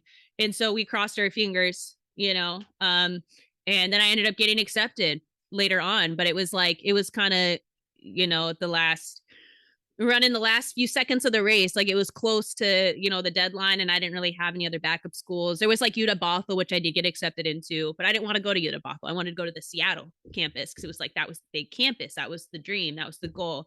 And so, yeah, that's what happened. But I remember you had shared that. And then at the time I was like, man, I wonder if Brad had shared that with me before, if that would have affected my confidence in appealing my admission. Because at the time, people were like, I can't believe you had to appeal. I can't believe you were rejected. Like, it was, people were talking about it because they were like, that's crazy. And even you, like, you ended up getting into UW too. But I remember it was like, oh my gosh, like, wow, I can't conceive that, so. And that's the thing. I feel like for a lot of, people who are of lower socioeconomic status and, particularly Black and brown youth, we face a lot of barriers. Like you said, you were working at Starbucks doing track. Yeah. There were times where you would have the late shifts, and you would get home at 10:30 Didn't p.m. sleep. Yeah. and didn't sleep and have to go home and do homework. We don't Yeah. have a lot of those luxuries. So someone might not have the highest GPA because they're balancing so Yeah. many things, but You have to look at the person holistically. exactly. And Yeah. that's why I think people were They took a shocked, second because look. everyone that knows you knows that you are the most diligent, persistent person. Your work ethic, just how you craft everything. And, obviously the reason why this came to be is probably because you had to work 10 times as hard just to get these things. Yeah. But everything that you do is exceptional. And, Thank you. of course. And yeah, I'm glad I didn't tell you that, because now that I think about it, something just told me Yeah. she does not need to hear It could that. have planted a seed of negativity. And, knowing you, Exactly. Brad, you were always very positive and supportive. So that's probably why you were like, let's not say that one. Exactly. Which I'm glad you didn't. Exactly, because people project their own limitations and insecurities onto you. Yeah. And to That them, wasn't the first time either. yep, they might think, oh, I'm not smart enough to get into this school, so who does Black little you're not Tiana good think enough. she is? Exactly. Yeah. It's their own insecurity and projections. Exactly. Yeah. And I feel like this leads really good into the last story we're going to discuss. Okay. It was probably one of my favorites because I feel like it really speaks to the Black experience, especially for a lot of Black women. And Don't Touch My Hair. That's what the story is called. And I love that you're asking about this one. I wrote that one a long time ago. It's like 5 years ago. Yes, Don't Touch My Hair. I loved it. You displayed a deep level of vulnerability through reflecting on learning to brace the beauty of your Blackness through this journey of your hair and learning to love your hair. Growing up in white spaces, Eurocentric beauty was the standard. That was what was deemed to be beautiful. And that was what was universally accepted. And you talk about, just associating your straight hair with being pretty. I just love the way you frame the story. Everyone go read this. It was like the way you Thank you started so it. much. It was like the way you started it was, you felt pretty when you straightened your hair, when you assimilated, when you molded to that. And then the last sentence in that story is literally, I felt pretty. And the reason why it was so beautifully like crafted and well-rounded is because it showed the evolution of how you associated beauty with white standards. And through this journey of loving your hair, you finally learn to accept yourself and your Blackness, and that Black is beautiful, even if your hair is of a different texture. And so I was wondering, can you like dive more into that journey of learning to embrace your Blackness, especially growing up in a family and in environments where you didn't see yourself reflected, or people like you reflected? Yeah, I'd be happy to speak about that. And the thing is, I was never told that my Black features weren't beautiful. And so that's kind of the thing that's really it's like disappointing that I had still received messaging, right? That blackness wasn't beautiful, that black women were not desirable. Like I had just seen that, I guess, in the media. You know, people I'm around, they didn't look like me. And so it's like you stand out. And my mom was white, right? And so it's like even that, like, oh, my dad who's a black man marries a white woman. And so like that in itself, it's like, you know, you start to associate that there's desirability with like Eurocentric beauty standards. And I remember like I explained that in the story about, you know, on picture day that my hair would be straightened for picture day. And so for picture day, I felt very pretty because I was like, oh my gosh, my hair is so straight and long and flowy and beautiful. And I remember I loved when my hair was straight and I didn't know why, but I just thought it's prettier. It's prettier than my curly hair. That looks the way it does. It's so big and it's frizzy and it can't be contained. And my mom, like, she was learning how to do black hair, but she's a white woman. She did not know how to do black hair. You know, she didn't grow up around black people. I mean, like, really, none of the family had relationships with black people. Like the first time they had to be in proximity close with black people was when she had black kids. And so, like, that's really where we're coming from. And so she did learn, like, eventually how to do my hair curly. But the thing is that she was always so positive about my natural hair. Like she'd always say, oh, I love your hair so much. And she'd always speak those words of affirmation to me. But I think because of even just like that external messaging, like we go to the store, I talk about this in the story. I go to the store and like all the black hair care products would be on the bottom shelves. Right. And so it's like there's 2 rows of the black hair care products and they're on the bottom shelves and you have to stoop down to get your products. And then all the other products worth, you know, that say normal hair or whatever, there's a whole spanning aisle, multiple aisles of those. And I was like, why are all the black products in this little spot? And they're just thrown to the side on a dusty shelf in the corner. Right. And so these are messages that are instilled in you. It's that negative messaging, right? So you start to associate there's a negative connotation with being black. You're not around other black people. I had no other, really, if I think about it, I had no other black women in my life, like as a child at all. Like I think my mom had a black friend later on that like I, you know, got to know as a kid, but like, yeah, there were no other black women in my life. So I was not surrounded by any black women, no positive representation in terms of that, of like what it means to be a black woman. And so for me, I think I actually like writing that story. I initially had not had that ending about I feel pretty. And then someone had read it and they weren't black, but they had read it and they were like, you should talk about your relationship now with your hair and how you feel now about it. And I initially had only focused on the negative part. And I realized that was because of what I'd been told about it the whole time. I only had this like trauma associated with blackness. Right. And so for me, like I had to reshape that into being positive.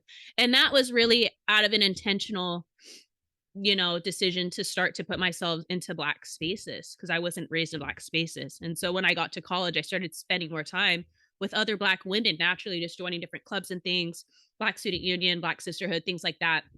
And so I started to be around more black women. I think I started to get more comfortable with like, you know, presenting as a black woman and being proud of what I look like. And so that definitely helped me. And I think another point to that is, you know, in school, like I never dated or anything. I never had any like really romantic interests. And so I think I never felt that I wasn't attractive, but I think like there wasn't anything telling me that I was. And so you kind of hear this from other black women. If you speak to other black women or even other women of color that maybe grew up in similar spaces, I've spoken to some women that have said the same, where they thought like they weren't attractive because they grew up in white spaces and no one found them desirable.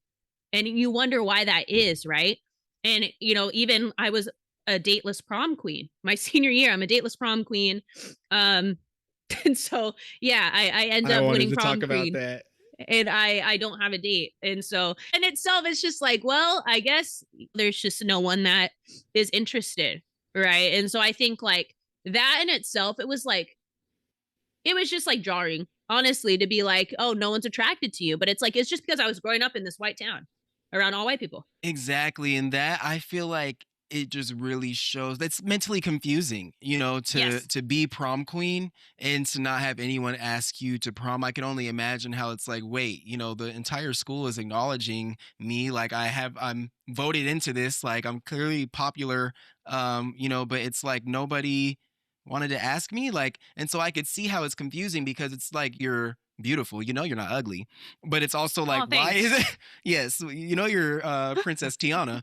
But it's like, also, why isn't anyone like, am I not desired? And I feel like Mm-hmm. before that, obviously, that was like towards the end of high school. But you That was one mentioned, instance, yeah. yeah, you mentioned you had never really been around, a lot of Black women, and Mhm. no one ever told you that your Blackness wasn't beautiful. But when all you see is white women with straight hair, that's what you associate beauty You with want because to that's all be you're perceived as around. beautiful, yeah. And also, I don't think I was prepared for when men would start to pursue me romantically that I would be fetishized and hypersexualized. That was another Hmm. thing that I had to come to terms with because that was Hmm. something that I found out later on in college, and it was exclusively from like white men, but not just white men, but mostly that I would be fetishized. And Hmm. that in itself was like, it's just unfortunate that that's how Black women are, presented in society. We're hypersexualized, there's misogynoir. Like these are all concepts that some people may not be familiar with, but have been shown in some way, in some form or another, right? And so, yeah, I think for me, like that was a part of understanding my identity because I realized, well, I was raised to think I was white. I'm raised in a colorblind Hmm. family. I'm raised to think it doesn't matter. So, and then I start, that was college when I had that kind of, reframing of who I am as a person. And then I realized, well, I am actually a Black woman. I'm being perceived as a Black woman.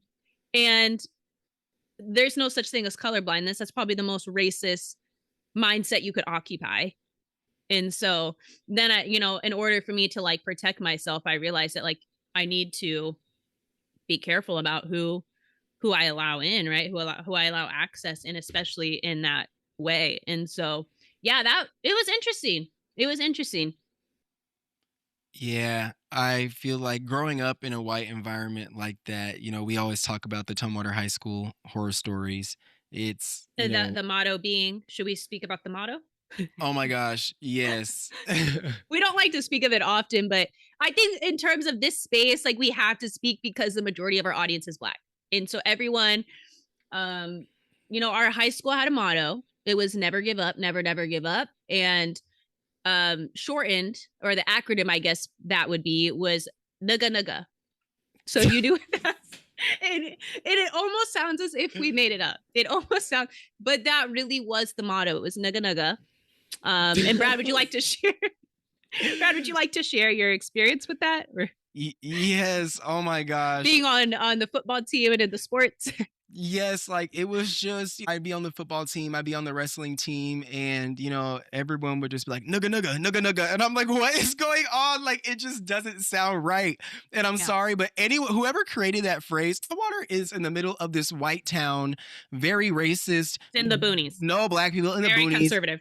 They would have had to have some awareness of There's what just no that's. way. There's no they way. didn't think this could potentially be perceived as problematic. I don't know.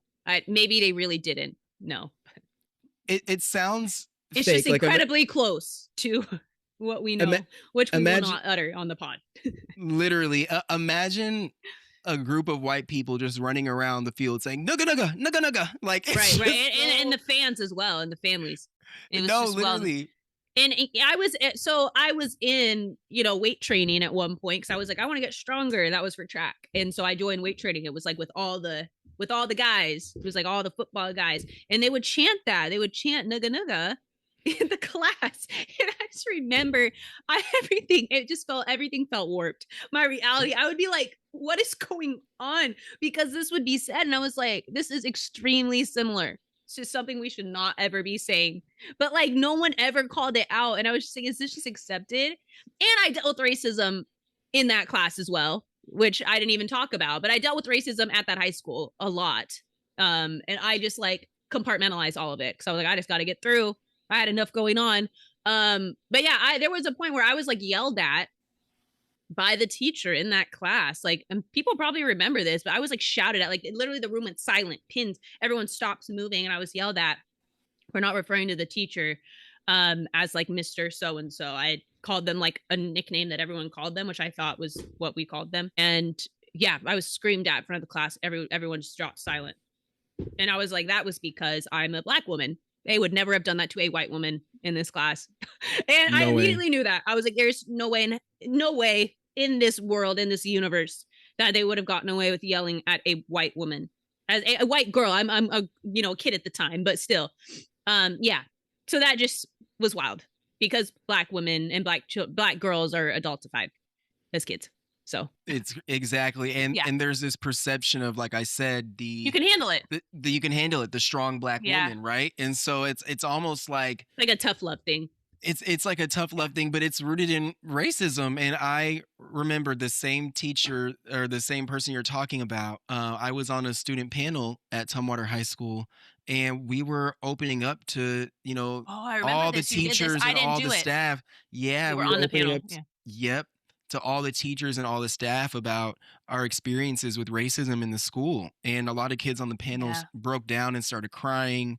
It was just really, Yeah. it's almost like the teachers were so blind to it because it was their normal. They're all white. Right. They grew up in this white environment, so they don't It's pay homogenous. attention to these things. Exactly. Yeah. And that same teacher that you're referring to called me to their office after the panel. They said, "You come with me." And I went down to their office, Oh my. and they were like, "You know what? I don't think people are racist. I don't think it's about your color. I don't see color." He said, "I Oh, think wow. people see you. You're an attractive, smart Black man, and you have a lot going for you. And I just think they're jealous. I don't think it has Oh. anything to do with race." Sure. And it's like, after all that, you That's what you took away? that's what you took away? Exactly. After all these Black kids breaking down. Mind you, they should have not had to do that. And I remember I was asked, so I explicitly remember I was asked to be on that panel. And because I didn't want to subject myself to the emotional turmoil it would have required, I said no. Because I was like, I Mhm. shouldn't even have to do this. Like, I shouldn't have to teach you about racism when I'm Right. experiencing race. And so I remember I said no. And then you did it. So that's, and that's what you got out of it. So, No, literally, after all that, Yeah. he said, "They're just jealous. It's not Sure. racism." It's not Okay. anything that we just shared related to No. racism, white supremacy, and anti-Blackness. But okay. Literally. Thank you for your kind words. And so, yeah, that was not surprising when I heard that teacher did that, because there's They definitely later some there. actually, what's funny about that is they later had called my dad that year and said that I was an exceptionally hard worker and I always showed up and I did so well in the class and I always gave my all, which was it was just so wild to me because that was like months after I was screamed at in my face. Literally. Shocked. It's I can't, because like you said, if it was a white girl knowing that No way. school, they would have never, no. And they then when would I have never told done it. people about this, they would all minimize it. It was not racially motivated. So like that was what we were dealing with. Like for people listening, like those were the people we were surrounded by. Like these were the friends we were around. Like everything was minimized and like dismissed and overlooked. So it was just like, yeah, it was discombobulating. Yeah, That's the and then word. you Discombobulating. yes, and then you almost start to gaslight yourself. Like, am I I'm like, was experiencing that racism? even? No, literally, there was it? multiple times. Yeah. I'm like, is it just me? Like, am I just like thinking about it too deeply? So I'd be like, that wasn't racially charged. Exactly. It's about growing up in that environment, because Yeah. there are so many white people and it's so normalized that they don't think they're racist unless they're calling you the N-word with the hard R. Yes. You know? And that's their, their perception of racism, I guess, or like Mhm. that's their understanding of it. Like, I'm not excluding you. I'm not calling you slurs. So I'm not racist. That's kind of how they look at it, I think. No, literally. And Yeah. that's the thing. Um, I just feel like people are blind to their own biases and how they treat people, because Yeah. they don't see someone like that person saying, "Oh, Tiana's not smart enough to get into UW." They don't understand perceive it, yeah. subconsciously that that's rooted in anti-Blackness Anti-Blackness. and misogyny too, like just underestimating you as a Black Oh, woman. 100%. Yeah. That teacher yelling at you, they don't realize that, or maybe he does, child. Maybe they do. But I don't know. yeah. But it's I like they, always assume the good in everyone. So yeah. Yeah.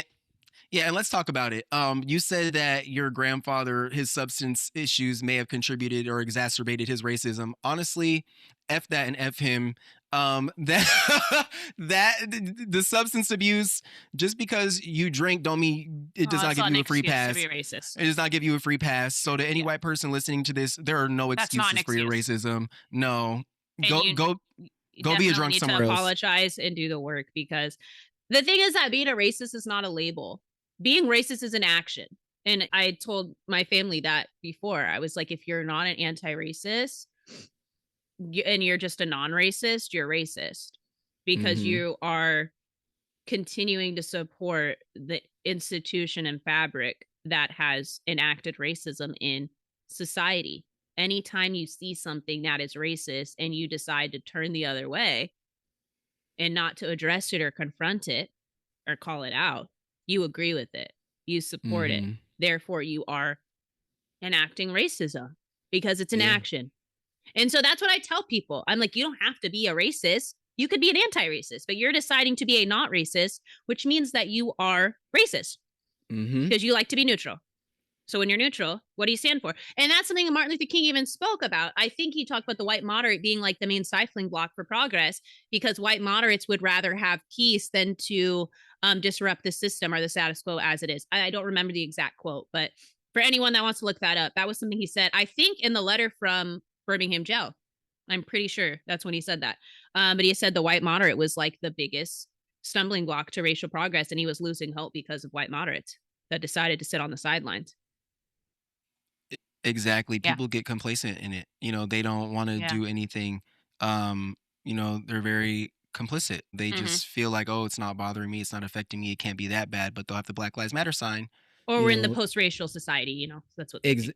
Because there's a couple Black people that have made it. And so when you see a couple Black entertainers and the football players on the field, mind you, they don't own any stake in the NFL. They're just playing for a few million, right? Not to say that they're not making a lot of money, but they don't own anything in that. But they think because they're making a few million here and they're entertainers and they're allowed to be in our spaces now, that we're past it.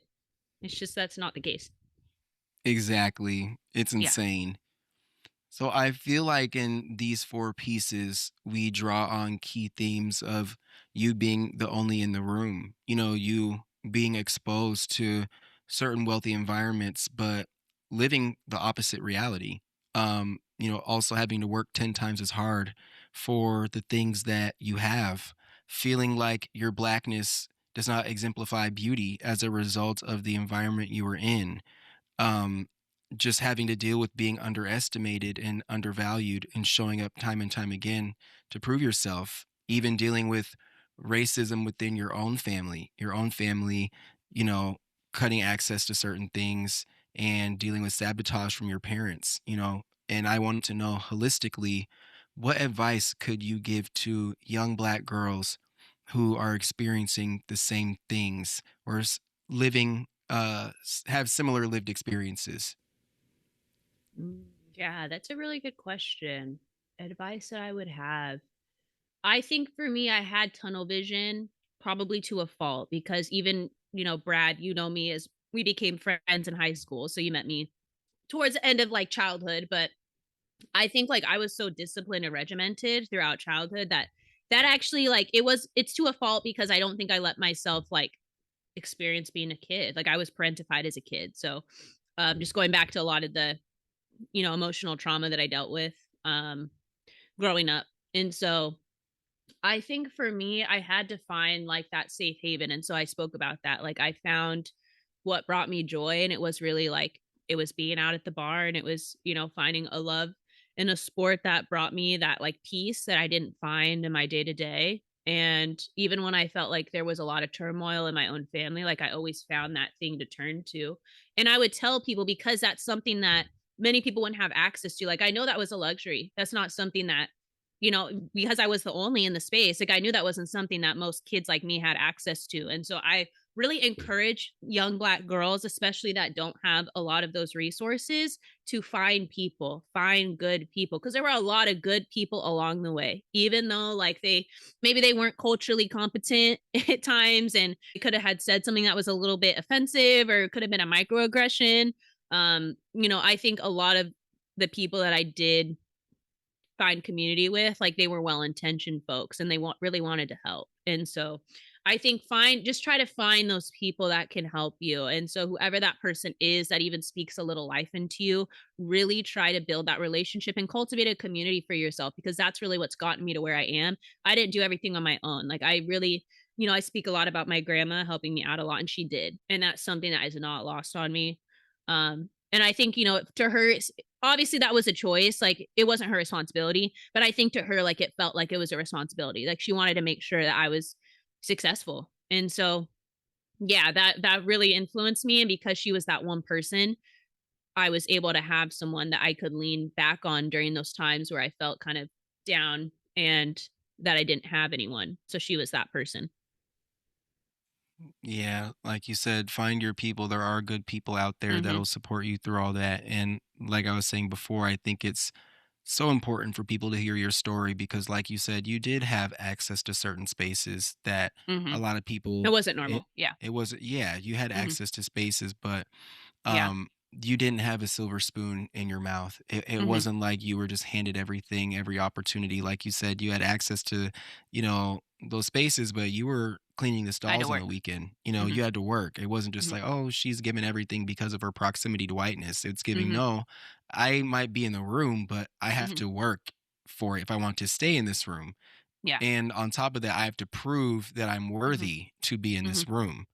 And so I just think it's so powerful to see your evolution and how much you've grown and how you've navigated life in a way that people wouldn't even like. It's not a good thing, but people wouldn't even know all the Thank things you. that you've gone through because you're so resilient and steadfast in your goals and how you work to be your best and show up as your best self every day. And you know, I feel like it's easy for people to see the person, but not see who's beneath that. And that's what I really wanted to learn today and show people who is the person behind these stories. Um, and so I guess we can round it off with the question we always ask based on your lived experience. What does blackness mean to you? First off, thank you so much for all the kind words. I really enjoyed the conversation. Again, for those listening, I had no idea what Brad was going to ask today. And so it was all a surprise for me, but I really did enjoy, being able to dive into a lot of experiences that I have not spoken about, it's spoken about publicly at all. So I hope people enjoy it. I really hope that, it gives you another glimpse into who I am. And as Brad mentioned, like people want to hear more of these personal stories. And so we hope to keep infusing that as we move forward with the platform. But yeah, the question, what does blackness mean to me? And I've heard so many guests answer this, and it's so difficult every time because it changes for me. And I think blackness to me, growing up, I didn't have representation. The representation that I was exposed to was struggle. It was inadequacy. It was a lack of access and resources. It was not being perceived as capable or accepted fully for your identity. And I think for me now, blackness is everything I am. Blackness encompasses how I show up. I embrace everything that is black in every way, in every space. We have influenced so much culture, which I came to understand as I got older. Um, and we have influenced so much just outside of entertainment and fashion and all that society likes to credit us for, but we've influenced so much just in ingenuity, just in not only resilience, because I think resilience is a loaded term, but I think like there is obviously a mental fortitude that we possess that I think actually speaking about all these experiences growing up, I believe it was my ancestors. It was my black ancestors that were literally driving me because I don't know where I would have found a lot of the yeah, the grit, I guess, to overcome some of what I overcame. So um to me now, blackness is it's joy. Blackness is continuing to show up unapologetically in every space and to not allow limitations of others to be placed on me because I know what my unique talents and gifts are and I will continue to share them with the world. as long as it continues to fulfill me. And so I just want to emphasize that Blackness is everything. Blackness is who I am. It's what unites us. It's a connective tissue that continues to give life. There's really no other way I can describe it. I think it's infused in what we do with this. That's why we brought this together. That's why we brought this platform together. It was because of Blackness. Because if I didn't get to this point where I am, this platform would have never happened. Brad and I would have never come together because I had to go through a journey of understanding my own identity and Blackness to even be able to do this. So I really hope that this helps someone. That's why Brad and I do this. Like, it went in initially because we thought career advice is what we needed, but we realized we need to nourish ourselves way outside of our professional lives, right? Like, there's so much more to us than just being Black professionals. And so I think today, like, we spoke about so much mental health and a lot of personal, identity development and things that we don't really speak about at length. And so I hope that to someone that something spoke to you throughout this. If anything I shared, left a positive impact on you. I hope that, you can take that in your life and move forward and, create something that you're proud of. So yeah, that's what Blackness means to me. Thank you so much, Tiana. I appreciate your vulnerability. I know generally, you aren't the most open book with people that you do not trust because you definitely protect your energy, rightfully so. And I really commend you for taking this step and reflecting on your life, all that you've been through, because it made you who you are today. And I know it's going to help people. And I'm very honored to work Aw, beside you. I'm very honored.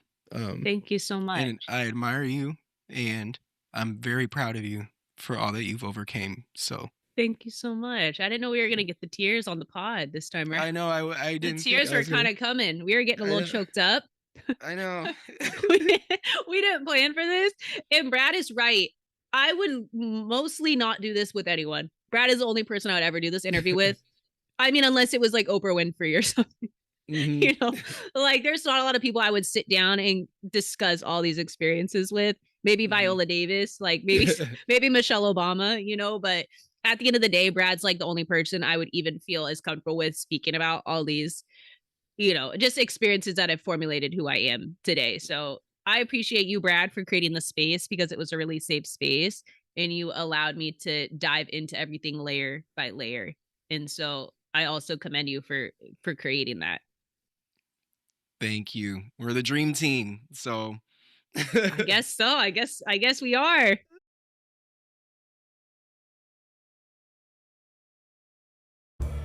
we deeply appreciate your support as we work to uplift the Black community and explore our unique experiences within the Black diaspora on Identity Unboxed. Authenticity is your guide to cast an impact on the world that you will be proud of. Signing off with pride, Tiana And Brad. Thank you so much.